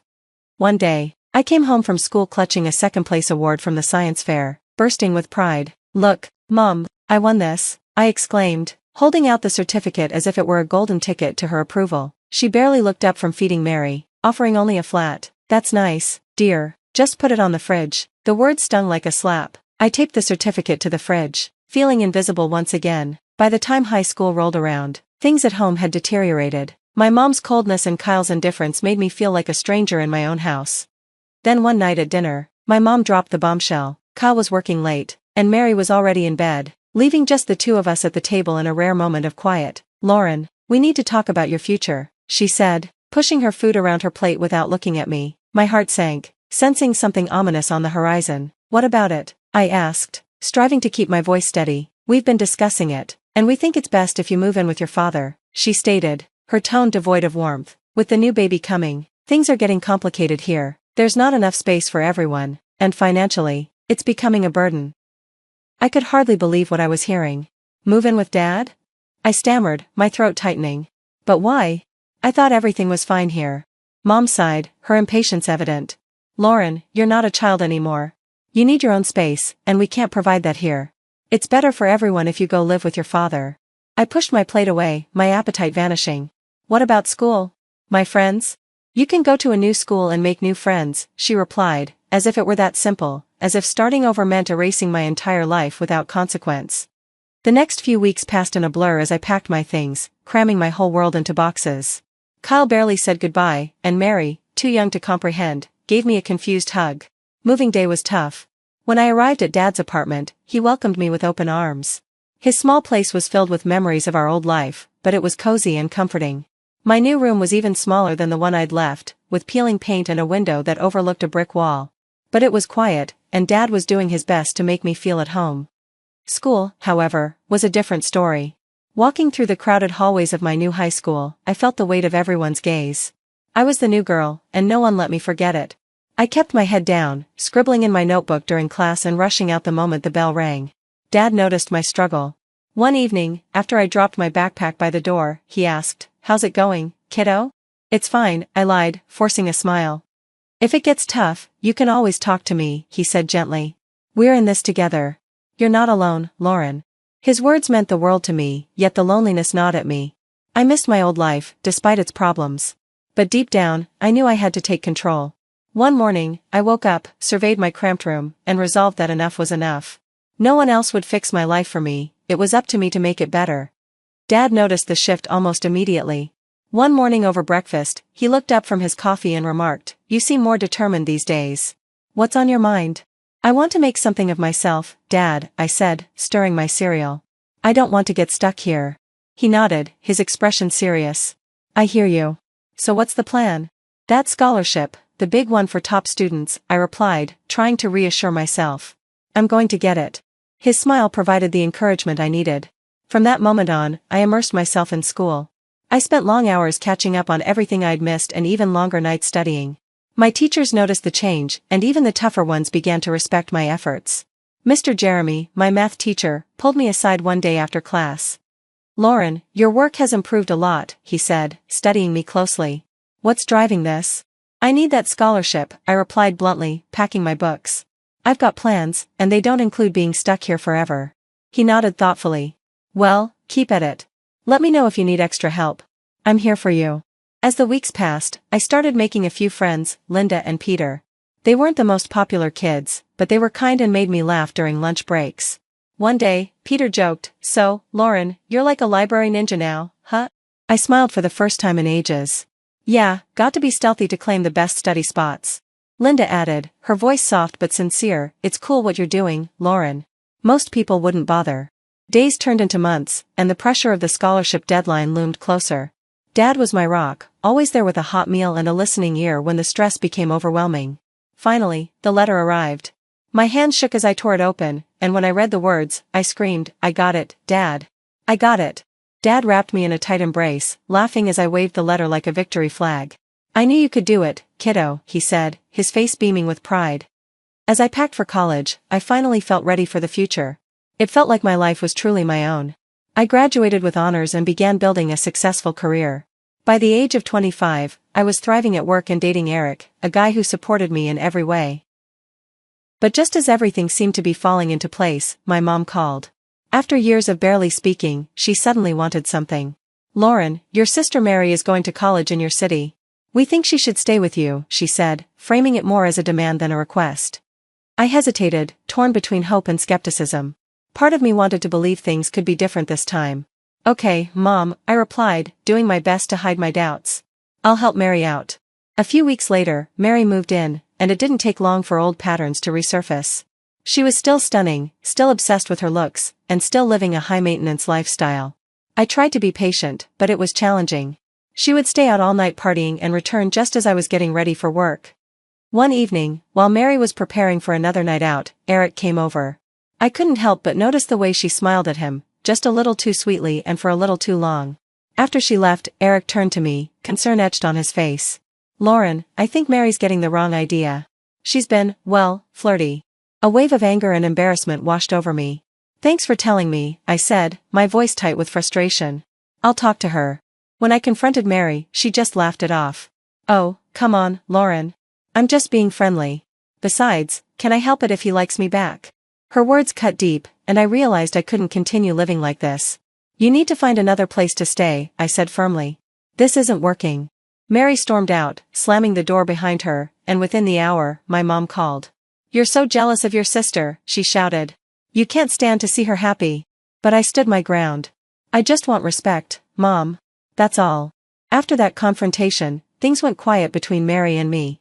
She dropped out of college, drifting through her social circles while I focused on my life with Eric. We got engaged, and our wedding was simple yet filled with love. Dad walked me down the aisle, and for the first time in years, I felt surrounded by people who genuinely cared. Then, out of the blue, my mom called again. This time, desperation laced her voice. Kyle's business had failed, and Mary's marriage had fallen apart. "We need a place to stay," she said, panic evident in her tone. But I didn't cave. "You can't just decide to move in with us, Mom," I replied firmly. When she tried to guilt me, I held my ground. "You pushed me away when I needed you most. Now I'm putting my family first." After that final call, I knew I was done trying to please her. I felt a sense of liberation. I had built a life filled with love, with Eric and our baby on the way. As I stood in the nursery folding tiny clothes, a smile spread across my face. I had overcome so much to reach this point, and now, my future was bright.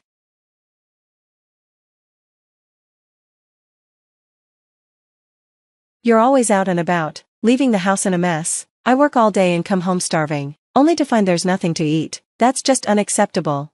I'm sorry, I just wrapped up work and I'm on my way home now, I replied, my voice strained. My husband's fury erupted. Are you serious? You know I come home hungry. It's your duty as my wife to have dinner ready and be waiting at the door. I work full-time too. I can't do that, I shot back, feeling the frustration rise. He scoffed, dripping with disdain. Of course you can't. You're just inefficient. I'm the one bringing home $900 every month. I am Abigail, 35 years old, a working mother married for 5 years. My husband, Paul, is the same age, and we live in the house left to me by my parents, who passed away 7 years ago. We met at our regular bar. He approached me while I was drinking alone. At first, I thought he was just another guy hitting on me, but he was persistent. Over time, I found his kindness and willingness to listen to my woes comforting, especially during the dark days after my parents' tragic accident. Eventually, I decided I wanted to spend my life with him, and we married. Our families were thrilled about our union, and I envisioned a happy future together. However, living together revealed his adherence to the old-fashioned belief that the husband earns while the wife manages the home. He refused to share household chores and left everything to me. Even when I came home late from work, he never lifted a finger to help and critiqued every little thing I did.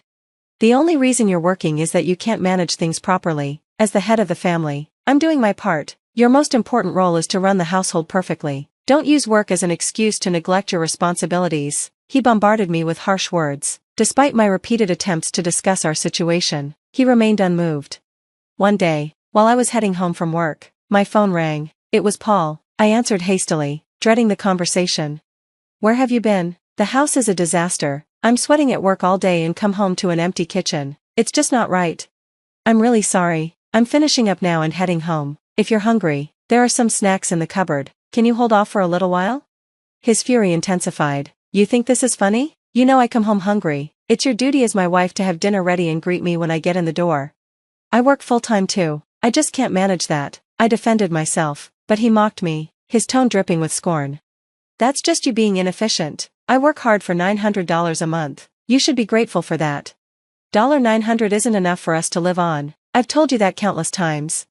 Suddenly, it started to rain. Contrary to the clear forecast earlier in the day, I reluctantly decided to ask him for help. Could you bring in the laundry? It's starting to rain.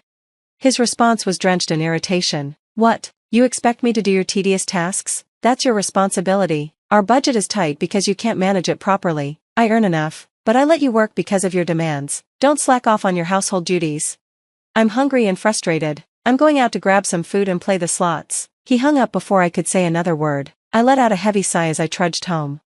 When I arrived, I found the laundry soaked from the rain, left abandoned on the balcony. Defeated, I gathered the wet clothes and tossed them into the washer. Paul had been at a small factory for about 15 years, but somehow, he still only earned $900 a month as a trainee. Despite my repeated arguments about how that amount was insufficient for our needs, he remained stubborn. He had never worked part-time during school or gained experience elsewhere. Convinced he was doing enough as the provider, with no other option, I had been working hard to support our family. Recently, my dedication was recognized with a promotion, but with it came an overwhelming increase in workload and the frequent requirement for overtime. I struggled to balance work and household chores, yet Paul showed no concern or willingness to help. The following day, after finishing work, I returned home to find him sulking on the couch with his arms crossed. Hello, I greeted him cautiously. He glared back, his voice booming. Did you forget already? I told you yesterday to have dinner ready and to greet me when I come home. You're utterly useless. I've said it before, we both work. When I come home late, can't you manage to grab something like ready-made meals? I reasoned, but he sighed dramatically, dismissing my words. Oh, I married you thinking I hit the jackpot with a moderately attractive woman who owned her own house and had no bothersome in-laws. But it turns out you're just a washed-up hag. You don't care about your appearance anymore, and I can't find a single redeeming quality about you.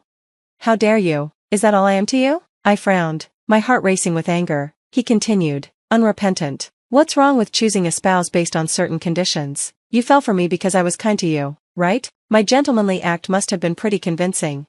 I was completely fooled. I shot back sarcastically. He smirked. Right? Maybe I should consider a career in acting, and you know, putting in a little effort to keep your husband interested wouldn't hurt. But the way you neglect yourself on weekends is unbearable. An ugly, useless wife deserves to be handed divorce papers, don't you think?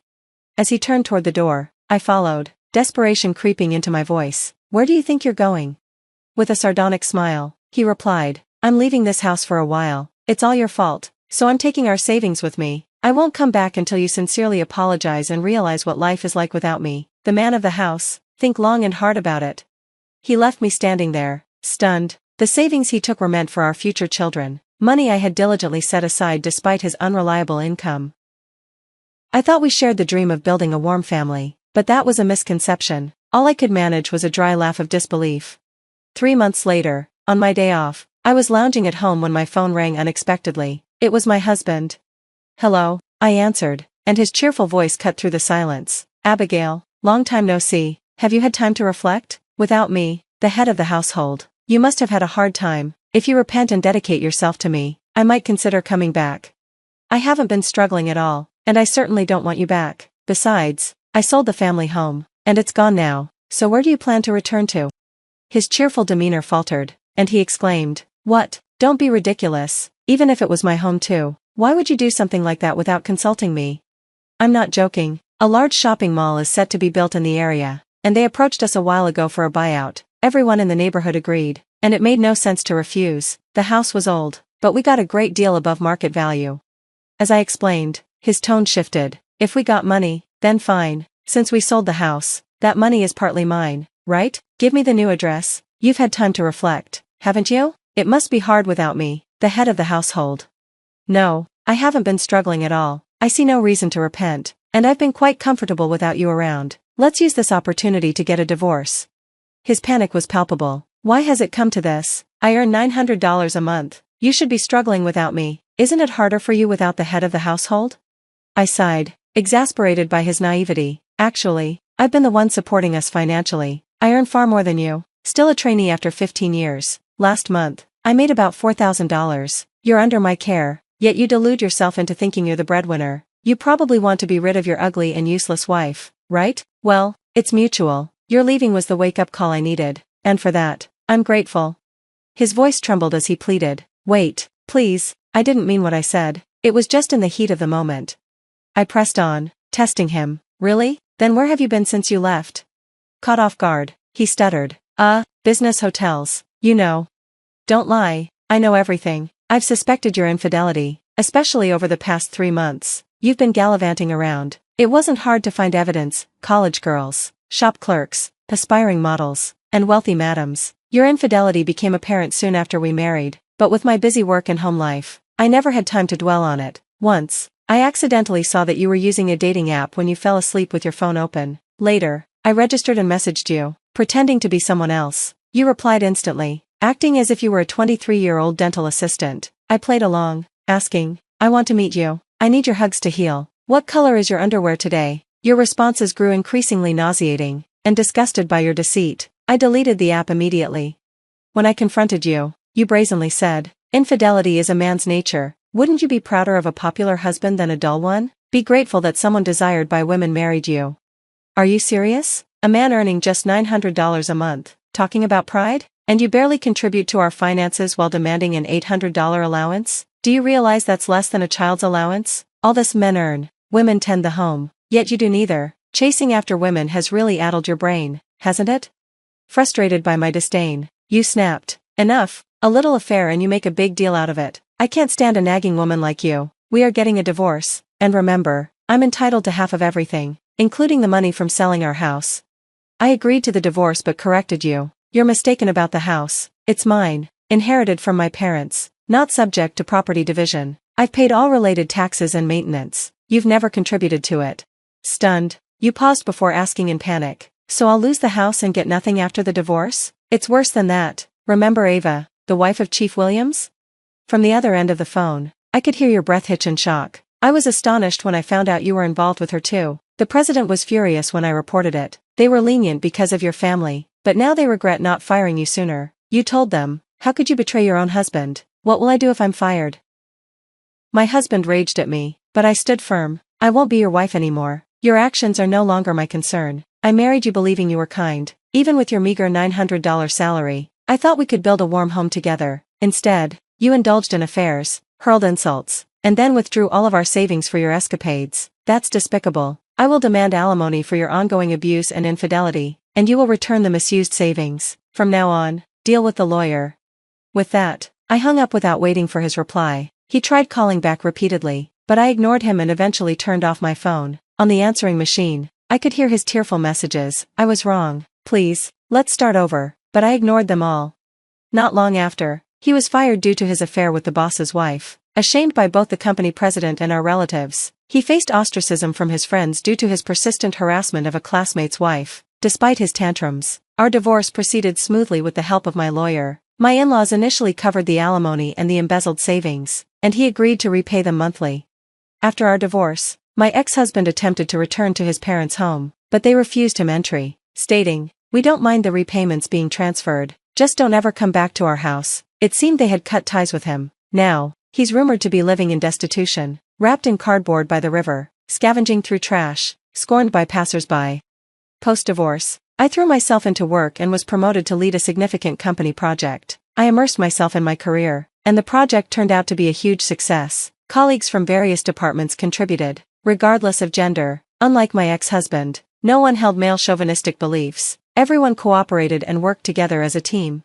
At the celebratory party, I resolved to continue striving for a better society. Years later, I fulfilled that resolution by founding my own company and becoming its CEO. Focusing on creating non-discriminatory work environments, my company actively encourages paternity leave, with over 90% uptake among employees. This year, I am determined to keep working toward a better society. My former colleagues, while initially hesitant to let me go, ultimately supported my decision, knowing my commitment to the cause. Today, my company stands as a beacon of equality, promoting work-life balance for all.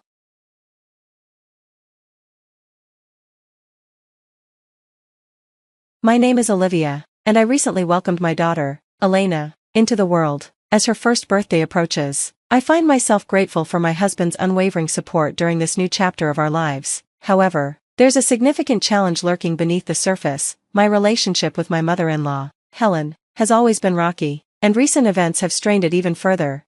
Let me explain how we arrived at this point. From the start, Helen and I clashed. I remember a particular family meeting at their house, where I was greeted by an overwhelming display of pink balloons and decorations that screamed femininity. The dinner was filled with dishes I had clearly said I couldn't eat, leaving me feeling frustrated and overlooked. My husband was furious and apologized profusely once we returned home. That incident made me question our marriage, but he pleaded with me to reconsider under a set of strict conditions. We would limit our interactions to significant life events, never share meals at his parents' house, avoid overnight stays, and if he wanted to visit for holidays, he would go alone while I spent time with my own family. We also agreed not to share contact information, which was easy since landlines were becoming obsolete. We understood that if these boundaries were crossed, I would return to my parents, and we would either cut ties with Helen or consider divorce. Despite our efforts, Helen continued to create drama. At our wedding, she showed up in an incredibly inappropriate white mini dress, forcing the staff to escort her out. She later returned in what I assume were her regular clothes, but not before complaining to our relatives, saying, "I had that dress made for my son's wedding," but the bride complained, "I want my money back." Thankfully, my relatives supported me, and no one blamed me for her behavior. During the cake-cutting ceremony, she tried to spill wine on my dress, which led to her being removed again, while my husband apologized profusely for her antics. My husband was embarrassed and apologized not only to me but also to my parents and relatives. Even they had witnessed Helen's outrageous behavior, and some suggested I reconsider the marriage. However, after seeing my husband's sincere remorse, they felt he was a good man and offered their sympathy. For a while, life settled down, just the two of us in our new home. Then one day, everything changed. I typically work from home, a routine my husband and I have maintained since we started dating. However, this didn't sit well with Helen, who would often say, "You can't be doing real work from home. You must be up to no good, probably entertaining men." My husband defended me, but Helen remained relentless. Things took a turn when I had to go out for work one day. When I returned home, I sensed something was off. The door was unlocked, which set off alarm bells. I called my husband, anxious. "You're still at work, right?" I asked. "Yeah, what's going on?" He replied, "I told you I had work outside today, and I locked the door. It's open now, someone's inside." I could hear noises from within, footsteps and things being moved around. "Someone's in the house." "Got it, I'm on my way home. Go wait at a nearby diner." Following his instructions, I waited anxiously until he called. For a moment, I feared he was cheating, But the truth was even worse. Helen had made a copy of our house key. "Are you kidding me?" I exclaimed. Apparently, she had stolen a key from my husband's key ring during a visit and had it duplicated. "That sounds criminal. It's your fault for not giving me one in the first place." I heard her voice in the background, and I couldn't believe it. I insisted my husband hand her the phone. "Listen, Helen," I said, furious. "You clearly don't understand the boundaries of being a daughter-in-law. You should be the one making an effort to come over. Yet you never celebrate holidays with us, and snooping through my personal belongings? That's beyond disrespectful." I was appalled that she had gone through my drawers. "You're the one out of line. Liam had a hard time at our wedding because of you. You not only stole a key but also invaded our privacy." "I'm done. I was willing to participate in family events, but not if you're involved." I hung up and texted my husband, "I can't stay in that house tonight. I'm heading to a business hotel. Clean the place up. If you can't handle Helen, I'll return to my parents." Almost immediately, he replied, "I'm sorry, I'll take care of it. I want to cut ties too." From that point on, it became a firm rule that Helen and I wouldn't be in the same place at family gatherings. If I was invited, she wouldn't be, and vice versa. After the wedding debacle, the number of relatives willing to include her dwindled, and my husband often attended events on his own. This marked the end of my ties with Helen. Now that we have a daughter, our first child, my husband and I decided to reach out to my in-laws. Throughout this whole ordeal, the one who remained silent was my father-in-law, George. He had essentially stepped back, unable to stand up to Helen, which caused our relationship to suffer as well. We felt George was a good man who deserved a connection with his granddaughter, so we decided it was time to visit. Initially, we considered asking Helen to leave for the day or inviting George over, but his mobility issues complicated things. Kicking Helen out of her own home felt awkward and unnecessary. Ultimately, we figured a brief visit with George wouldn't hurt, even if Helen was present. Surprisingly, the visit went well. Helen was completely smitten with our daughter, exclaiming, "She's so adorable. She looks just like her dad, reminds me of Liam when he was little." George, too, seemed genuinely pleased, his few words conveying more than I could have expected. It was the first calm and pleasant moment we'd shared with my in-laws since our wedding. A few days later, something unexpected happened. I was home alone with my daughter when the doorbell rang. To my surprise, it was a food delivery from my in-laws. The accompanying note simply read, "For her first birthday." We had planned to prepare something special ourselves, but I was genuinely touched that they had gone to the trouble. I decided we would wait to open it together when my husband got home, which wouldn't be for a few hours. A sense of dread washed over me as I opened the gift. My husband walked in just as I was peering inside and asked, "What are you looking at?" I replied, "It's a first birthday meal for our daughter from Helen," before tossing it into the trash. His eyes widened in disbelief. "What are you doing? No matter how difficult my mom is, you can't just throw away something she gave to our daughter. You need to apologize." Without turning around, I shot back, "Did you even look inside?" His anger flared as he retrieved the gift from the trash. At first glance, it might have seemed harmless, but as he examined the contents, his expression shifted from confusion to shock. Chicken feet, a cake shaped like a black cat, shark fin soup, octopus, and 13 peanuts arranged in a mirror, an entire display of bad omens. I couldn't fathom where someone could find such a bizarre assortment, but it was clear to me that this was not a kind gesture. It felt like a calculated act of malice. Seeing the contents, my husband stormed out, clutching the gift. I wanted to call after him, but he jumped into the car and drove off. Any parent would react strongly to something like this. As I tried to get in, he hesitated, his eyes searching for the right words, but one glance at my face told him it was best to just leave. We entered Helen and George's house without knocking, using our own key. "What the heck is going on here?" I demanded. In the living room, Helen and George were finishing off leftover chicken for dinner. When Helen spotted the gift bag in my husband's hand, she grinned and exclaimed, "Oh, it arrived. Isn't it a nice celebration meal?" Her delight was evident, but I was furious. "A nice celebration meal? It's packed with bad luck and inappropriate items. The apple doesn't fall far from the tree, does it?" "Oh, come on, it's lavish. I put a lot of effort into making it. You should be grateful and use it." Who in their right mind would serve such a collection of bad luck and inappropriate items for a first birthday? "Oh, were they really bad luck or inappropriate?" I didn't notice. Her confidence left me speechless. I recalled the items she had packed. The cat-shaped cake might look cute, but black cats are often associated with bad luck. Shark fin soup is neither animal-friendly nor environmentally conscious, and those 13 peanuts pose a serious allergy risk for a 1-year-old, not to mention that the number 13 is often considered unlucky. The entire gift was entirely inappropriate. It was hard to believe she didn't understand the implications. And the chicken? Just a single leg, hardly a lavish offering. If they had sent their delicious fried chicken, it would have made for a much better birthday gift. "That's the crux of it, so you didn't know." Huh? Then why don't you two eat it? I challenged. How dare you even suggest that? My husband interjected, his frustration mounting. Helen sighed heavily. You know, I've been thinking, you take everything so negatively, like that balloon during the family meeting. It was just a feminine touch. It's art, dear, art. Art? You wore a white dress at the wedding because you thought it suited you. There's no rule that says a mother can't wear white. And at the cake-cutting ceremony, I wanted to create a lasting memory. You two are the mean ones, always stealing my joy. Helen gestured dismissively. You've been so spiteful, so why don't you give back the money spent on the dress and this celebration? I was left utterly speechless, just standing there holding our daughter. Are you kidding me? I looked at my husband, whose face had flushed with anger. Whatever, you've embarrassed us since our wedding. You always sabotage events if you're not the center of attention. That's not true, my husband shot back, tears brimming in his eyes as he recalled painful memories. It was the same on my birthdays. You never wanted to celebrate unless you were the focus. Even the cakes were what you liked. I've told you since elementary school that I didn't want to celebrate anymore. A young boy saying he didn't want a birthday celebration? He must have really disliked it. As he spoke, tears streamed down his cheeks. My mom would still force a birthday party every year, and the gifts she picked were always for herself. I later learned she chose things like books that only she liked or craft supplies I would never use. When I said I didn't need them, she would say, I thought it would be fun if we could use it together. Fine, I'll just keep it. That sounds unbearable. I thought I only had to deal with her nonsense, but now she's doing it to Olivia too. I can't take it anymore. I'm cutting ties, my husband declared, a sense of finality in his voice.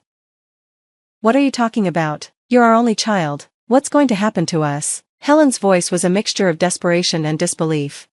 As if I care. I've done so much for you. Everything Helen did was for herself. My husband echoed my sentiment. All the things Mom has done are for her own sake. She has to be the center of attention at any celebration. I can't imagine a future event where she wouldn't try to steal the spotlight. And honestly, that's just sad. That's not true, Helen protested, visibly rattled, but my husband stood firm. He turned to George, his tone shifting. Thank you for secretly buying me birthday gifts and taking me out to eat when Mom wouldn't celebrate my birthday. But I can't forgive you for not stopping her from ruining our wedding or for causing this mess. If she doesn't want to see Olivia or our child, then neither will I. George hung his head in silence, clearly conflicted. We're leaving, and we're moving. You won't hear from us or see us again, and we're not going to tell you where we're going. Please rethink this. Helen's desperation turned to tears. No can do. It's not just Olivia who can't handle this anymore. I can't either. Honestly, I wouldn't even want to attend my own funeral at this point. How can you say something like that? I hate this situation that much. I don't want to see either of you again. I'm sorry for everything up until now. From here on out, it'll just be the three of us. Finally, I found my voice, and tears of relief began to flow. I'm sorry I couldn't understand earlier. It's my fault for not speaking up. Let's go, my husband said, taking my hand. We walked out of his parents' home for good. Life became a whirlwind as we chose a new home and packed up our lives, the days flying by in a flurry of activity. Strangely, Helen never showed up. Whenever I casually mentioned her, my husband would let out a dry laugh. I'd like to think Dad is holding her back. Now that we've moved to a different area, there are no more surprise visits from Helen and no more contact. My husband occasionally communicates with George, but they haven't met in person. Perhaps one day, it might be okay for them to reconnect without Helen's presence.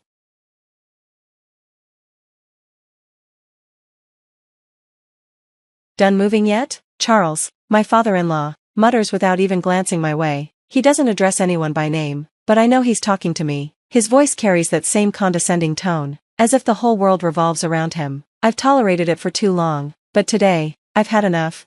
I stop wiping the table, shooting him a sharp look. He still won't meet my eyes. I'll be out by the end of the day, I reply. He chuckles, smug and satisfied. You were always a parasite, nothing but garbage. I'll finally feel at peace once you're out of here.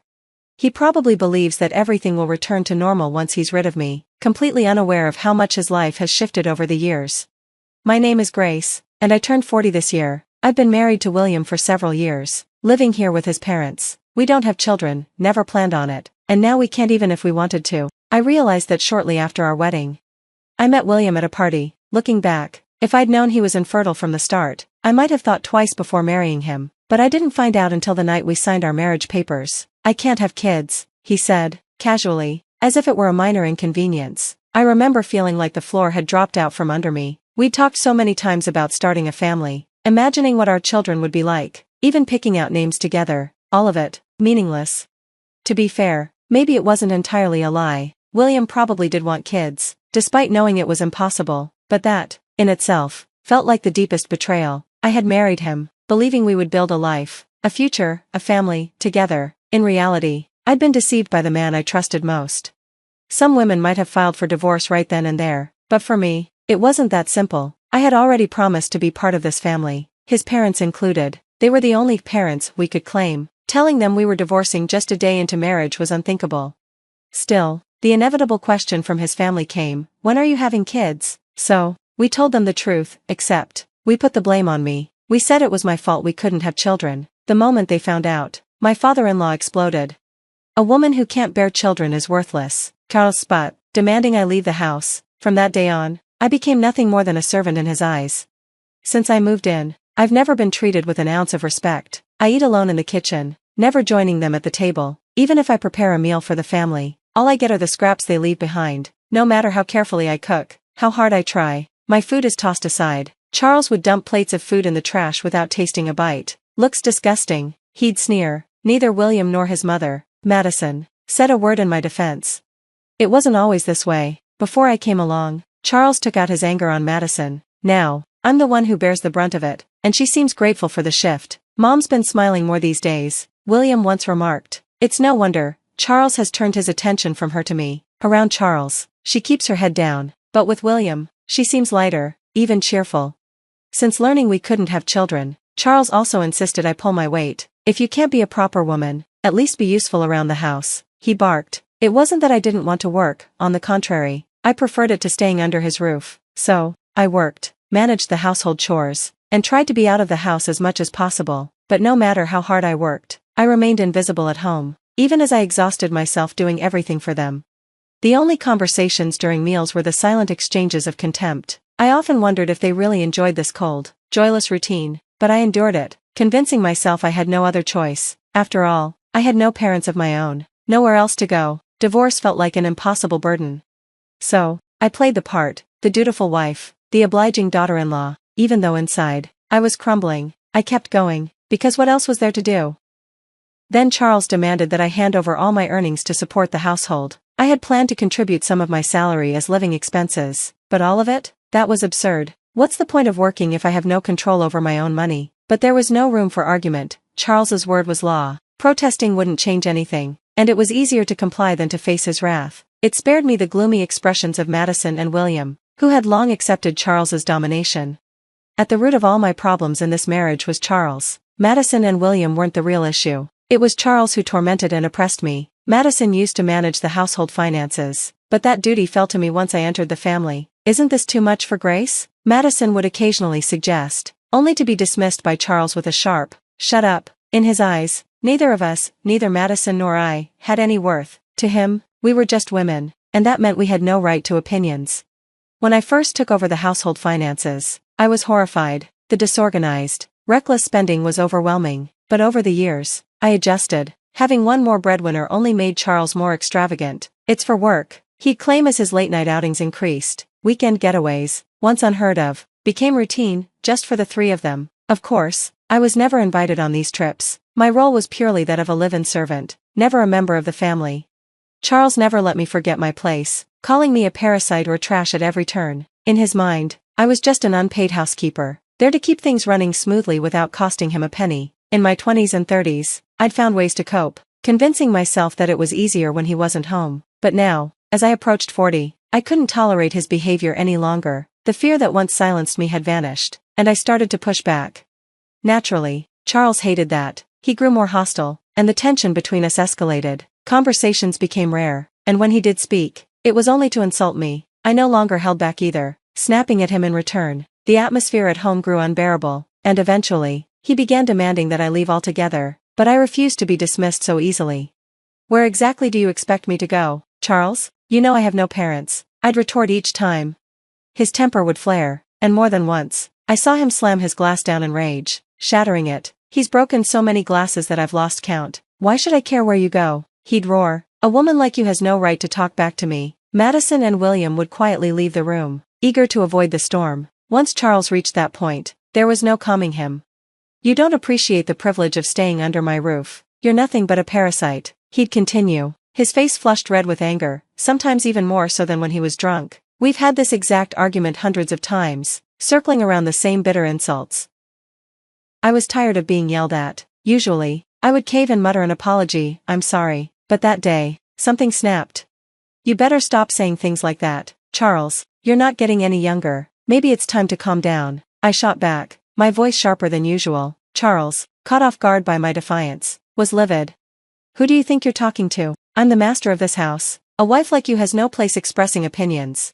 I knew I'd crossed a line, but the words just poured out, driven by years of pent-up frustration. "I've been your wife for years. Don't you think I deserve to be treated like a human being? You're retired now, living off a smaller salary. Looks like the tables are turning, don't they?" Once I started, there was no stopping. I faced Charles head-on, matching his anger. He exploded. His face contorted with rage as he grabbed me by the collar. "A woman like you is worthless in my house. Pack your things and get out, right now." He roared so loudly that the furniture shook, shoving me away with enough force to knock the breath out of me. I should have apologized, but I was too far gone. "Fine. You want me gone? That'll make you happy, right?" Charles, glaring at me, spat out, "Yes. Then I'll do it," I snapped back. He stormed off to his room, slamming the door behind him. I stood there for a moment, catching my breath, then started cleaning up the mess he'd made in the living room. Madison peeked out of her room, worry etched on her face, but she said nothing and quietly retreated. It was clear to me that once I left, Madison would be Charles's next target again, but I had no place here anymore. Neither she nor William would stand up for me. The next morning, I woke up early, like always, and started my daily chores. Charles shuffled into the living room, sat down heavily on the sofa, and unfolded his newspaper, acting like the previous night's outburst hadn't happened. Without even looking at me, he muttered, "Finished moving yet?" I paused, wiping the table, realizing he was serious. "Are you still going to leave, or was that just talk?" he added, never lifting his eyes from the paper. I turned to face him, my heart pounding. "I'll be out by today." Madison, standing in the doorway, froze, her eyes pleading with me not to go. But Charles had made up his mind, and any hope of staying was gone. The option to apologize and continue living here had never really existed. Charles chuckled, smug, as if victory was his. I stormed upstairs, quickly packed my things, and left the house. I didn't know where I was going, but a strange sense of relief washed over me as I walked away. I texted William, "Please divorce me. A lawyer will contact you." Then I turned off my phone. Over the next few days, I found a lawyer and had them reach out to William and the in-laws. Charles, eager to rid himself of me, pressured William into signing the divorce papers without delay. William hesitated, glancing between me and the papers, but Charles's glare silenced him. The divorce was finalized, and I knew there was no going back. Charles, ever the cheapskate, grumbled, "I don't have money for a woman like you, but dealing with lawyers is a hassle, so I'll pay." He said this arrogantly, using William's money, of course. The lawyer smirked at Charles's attitude. William seemed reluctant but eventually signed the agreement under his father's watchful eye. I signed in front of the lawyer, and with that, the divorce was done. I had expected this and prepared. I had recorded Charles's years of harassment, which earned me a decent settlement. He hated public exposure, so he caved quickly once the lawyer got involved. Managing the household finances gave me an advantage. I knew exactly how much Charles had. That's why I could propose an amount he could afford without putting up too much of a fight. The property distribution and harassment settlement allowed me to start over comfortably. I moved into my own apartment, enjoying the peace I never had in the in-laws' house. Living alone, something I used to dread, now felt like a blessing. I cooked for myself and savored the quiet, with no one to complain or make demands. About 3 months after the divorce, Charles started calling me incessantly. I ignored him at first, but his persistence wore me down. When I accidentally answered one of his calls, his voice came through so loudly I had to hold the phone away from my ear. "What have you done to my house?" he bellowed. I raised an eyebrow, unsure what he was talking about. "I haven't done anything, Charles. I left the house, just like you wanted." But Charles wasn't satisfied. "Why am I getting notifications that withdrawals can't be made since you left?" It hit me. He was furious because he was being denied access to his usual reckless spending. I couldn't help but smirk, glad he couldn't see my face. "That's not my problem, Charles. I managed everything like you asked, and I paid all the bills before I left." "That's impossible. Before you came, we managed fine on our own. How much were you even earning?" I'd never told him before, but now I couldn't resist. $45,000 take home, I replied casually. He made a sound somewhere between a gasp and a croak, then fell silent. In truth, my job was in sales at an investment trust company, and most of my income came from commissions. Though Charles had drained much of it over the years, I had quietly invested an inheritance from my parents, which provided a modest, steady income. That money was mine, untouchable by him or anyone else, and wasn't part of the property settlement. Charles had no idea. He just hung up, fuming, and I went back to enjoying my newfound freedom. Life without the constant storm of his anger felt like a rebirth. Since I had poured all my earnings into living expenses during our marriage, I had no savings to fall back on. For years, the Charles family had spent money like it was water, oblivious to the fact that I had been compensating for their excesses. You said you managed just fine before we got married, but was it the same standard of living? I pressed, watching as Charles's face began to redden. Don't joke. You need to keep contributing to the household. You're the one who ruined everything, so you should take responsibility, he spat. I couldn't help but laugh at the absurdity of his words. The sound of my laughter only fueled his anger. What's wrong with you? You told me to leave, remember? I did exactly that. Why should I, no longer part of your family, give you any money? I shot back, half amused.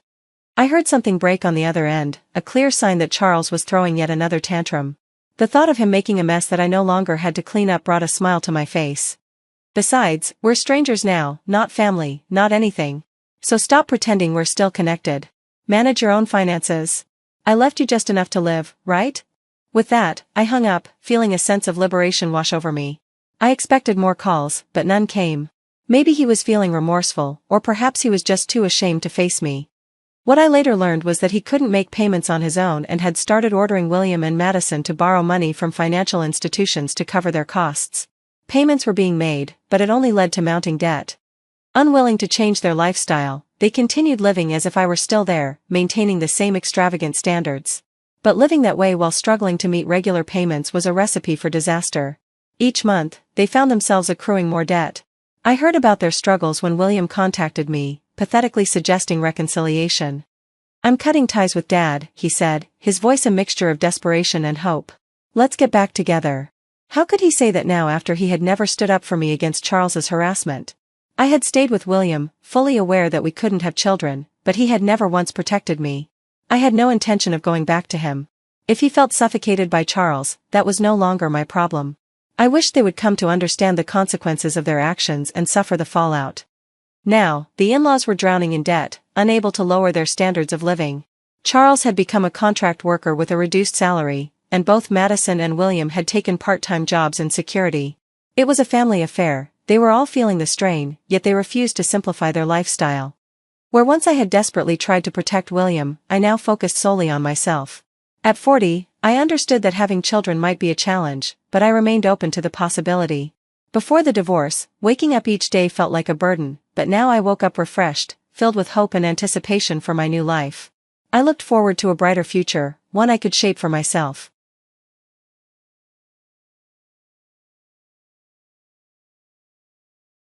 Who even drops out of school these days? It's post-war. You're a disgrace to our family legacy. Don't pretend you belong as my son's wife. I was invited to my sister-in-law's wedding with my husband, but my mother-in-law, with her snobbish attitude toward education, looked down on me, a dropout, as if I were less than human. She cruelly remarked, "You don't belong here, just leave." With that, she forcefully ripped the corsage from my chest and stomped on it.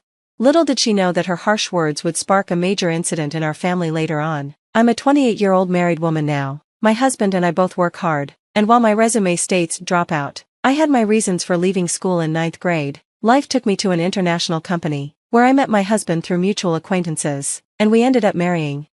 Every member of my husband's family boasts impressive educational backgrounds, thanks to my mother-in-law's obsession with academia. Yet neither my husband nor my sister-in-law ever flaunts their degrees or judges others for their education. They genuinely care for me, and we get along well. The only snag in our family dynamic is my mother-in-law and me. Our core values clash, and I doubt we'll ever truly understand one another. Regardless, I'm deeply in love with my husband and committed to our life together, so I strive to manage my relationship with my mother-in-law as best as I can. But my mother-in-law? She's a different story. If she dislikes someone, she can't simply ignore them. She goes out of her way to belittle them. Once, at a family dinner, I was served a meal meant only for me. "This is perfectly suitable for a dropout like you," she said dismissively. Who even drops out these days? Maybe she's from a time when women were told education was essential. All I had on my plate was a bowl of green bean soup and a scoop of mashed potatoes. You should be grateful you even have mashed potatoes. My husband interjected. I'm guessing your surprise was meant to disappoint my wife first, then impress her later. He was well aware of my mother-in-law's motives and had reassured me before we left home, saying, I'll protect you, no matter what. My sister-in-law arrived a bit late, cheerfully apologizing as she laid out the dishes she had brought. I spotted some extravagant delicacies, worth $1,000 each. I was excited to share them with my sister-in-law. Oh, and of course, you too, Mum, I added, realizing my husband was right about his protective instinct. I struggled to enjoy my meal, noticing my mother-in-law looked visibly bored, but she wasn't one to back down easily. Speaking of which, my nephew got into Monori Schools of America. I wonder if someone like you, a dropout, can even grasp the prestige of such an institution. Having a mother like you must worry one about their child's future prospects, she continued, droning on about how this preschool had a program leading to partnerships with renowned international schools, which produced famous scholars and politicians. She rambled on like she had rehearsed it, and once satisfied, she asked, So, what do you think? It was clear she wanted me to falter, knowing I wouldn't be familiar with these institutions in my own country. People often said that dropping out was a national disgrace. My father-in-law is a quiet man and says nothing even when my mother-in-law hurls such insults. My sister-in-law tends to ignore her bragging and speaks at her own pace. She occasionally leans in to tell me, this is really good, seeking my agreement, but I mostly tune out my mother-in-law's words. My husband keeps offering her wine, trying to get her tipsy and out of the way, while my sister-in-law whispers to me, sorry, just hang in there a little longer. Visiting their home always drains me, but I don't want to worry my husband or sister-in-law, so I pretend I'm just dancing through it. I suppose I'm just slow to catch on. My mother-in-law is strong-willed, convinced she's always right. Both my husband and sister-in-law know that openly challenging her is futile. My only choices are to endure or ignore her. Yet, I'm not sure how much longer I can put up with her blatant remarks, especially since her harassment extends beyond these visits. She often shows up at our home unannounced. Here's my son's favorite, she would say, her voice dripping with disdain. It's not for someone like you who dropped out. She brought gifts but never included anything for me. She insisted on a specific brand of tea and sent me out to buy it. When I returned, she had already left. It's manageable when my husband is around, but when she knows he isn't, I feel trapped. She spends hours lecturing me about the contributions of the well-educated, claiming that the less educated devalue our society. I never tell my husband about these encounters. I don't want to burden him with more worry than he already has. Then one day, my sister-in-law's marriage was arranged. A polite invitation arrived, announcing her wedding to her longtime boyfriend. My sister-in-law and I share a wonderful relationship. She considers me a sister. We often go shopping and dining together. She means the world to me, just like a real sister, so I eagerly accepted the invitation. On the day of the wedding, I arrived at the venue ahead of my husband because I had a hair appointment. To my surprise, my mother-in-law was already there. As soon as she spotted me, her face twisted with fury. I braced myself for criticism about my outfit or makeup and greeted her calmly, but she bellowed, "Why is a disgrace like you even here?" Her voice echoed throughout the venue. Even at a religious event, she couldn't hide her academic elitism. With so many guests present, she seemed intent on humiliating me for my educational background. "Our family is full of well-educated people. You're the only one who dropped out. How dare you sit with our family? My daughter even said she regretted calling you her sister. She only wanted your brother here and hoped you would be turned away," she continued, her voice dripping with venom. "Please get rid of that tacky crown." With that, she ripped the crown from my chest and stomped on it. It was a gift from my husband, something he had chosen just for me. I was so shocked that I turned my back on her and stormed out of the venue. I ran as fast as I could, my heels nearly coming off, until I found a nearby bench to catch my breath. I sat down, scrolling through my message history and looking at pictures I had taken with my sister-in-law, trying to calm my racing heart. There was no deceit in my sister-in-law's words. She truly valued our bond. I was ashamed to have believed my mother-in-law, even for a moment, determined to change my attitude. I returned to the venue to celebrate my sister-in-law's special day, but as soon as I stepped inside, my mother-in-law's voice pierced the air. "How dare you come back with that dropout face? Do you not understand what dropouts should do? They should leave. There's no place for them here." She kicked the chair that had my name on it in the bride's family section. The tension in the room was palpable, especially with most guests already seated. Ignoring her, I found a spot in the guest section, next to my brother-in-law. "Unbelievable. Have you lost your mind? Then again, maybe it's too much to expect a dropout to understand social norms," she continued, her mocking laughter echoing as my face flushed with embarrassment. Just then, my brother-in-law rushed in, his face full of concern. "She's the president of a business partner we have. We have a very good relationship, and I invited her," he shouted, defending me. Actually, I almost completed my education until the last grade, but that was only because my parents hoped I would graduate high school. In this day and age, I wanted more than that. Why would someone without dreams want to go to high school? What if I took away someone else's chance by getting in? As these thoughts swirled in my mind, I recalled a caring teacher who had encouraged me to see the world. With their support, I prepared to leave the U.S. and embark on my journey. In the U.S., taking a year off often labels you as a failure, but I learned that wasn't true in the wider world. Education can happen anywhere, and learning isn't confined to classrooms. I discovered that languages are acquired through necessity, not just formal study. I found joy in living and working, immersing myself in cultures that didn't judge based on education or nationality. Although I returned to the U.S. once as an adult, I quickly left again, traveling between the U.S. and other countries as I pursued my passion. 5 years ago, at 23, I established a U.S. subsidiary of a foreign company. To my surprise, it turned out that my company was an important business partner with my sister-in-law's husband's company. As for the wedding invitation, there had been a debate about whether to invite me as a family member of the bride or as a business partner of the groom. My brother-in-law was unaware of the feud between my mother-in-law and me, but my sister-in-law was keenly aware. She knew her mother would assert herself even at her own wedding, so we decided on an unconventional approach, inviting me from both sides. I was ready for whatever unfolded, prepared to stand my ground. We were both determined to make our mother regret her elitist views. My brother-in-law was in a panic, asking, "Are you trying to ruin my business?" His relatives and business associates gathered, wondering what was happening. "It seems my mother-in-law doesn't like me. If I'm a bother, I'll cut ties right now." It finally clicked for me. "Please break up with my son immediately." I understood. "If my husband wishes it, I will comply. But remember, if I sever all ties, that includes the business relationship with your daughter's future husband." My mother-in-law remained unfazed, seemingly unaware of the connections she was severing, but my brother-in-law and his family looked genuinely distressed. Some bowed deeply, apologizing and urging me to reconsider, while others confronted my mother-in-law, demanding she take responsibility.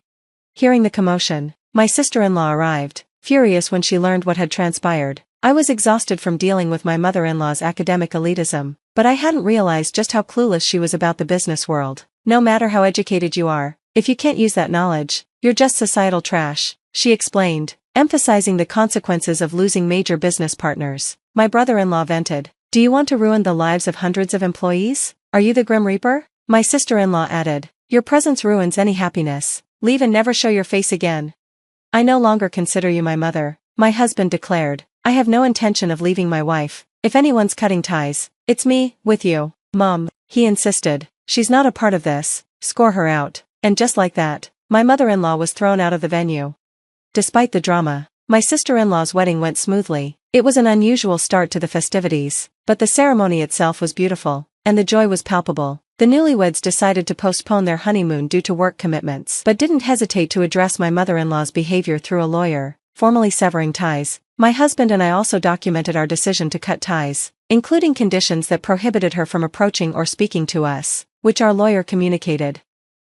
Our business relationship with my brother-in-law's company thrived despite the chaos surrounding us. When my mother-in-law caught wind of this, she attempted to mend fences with the newlyweds, resorting to stalking them. She even showed up unannounced at their workplace, prompting security to escort her off the premises. Eventually, the situation escalated, and the police were called to handle her.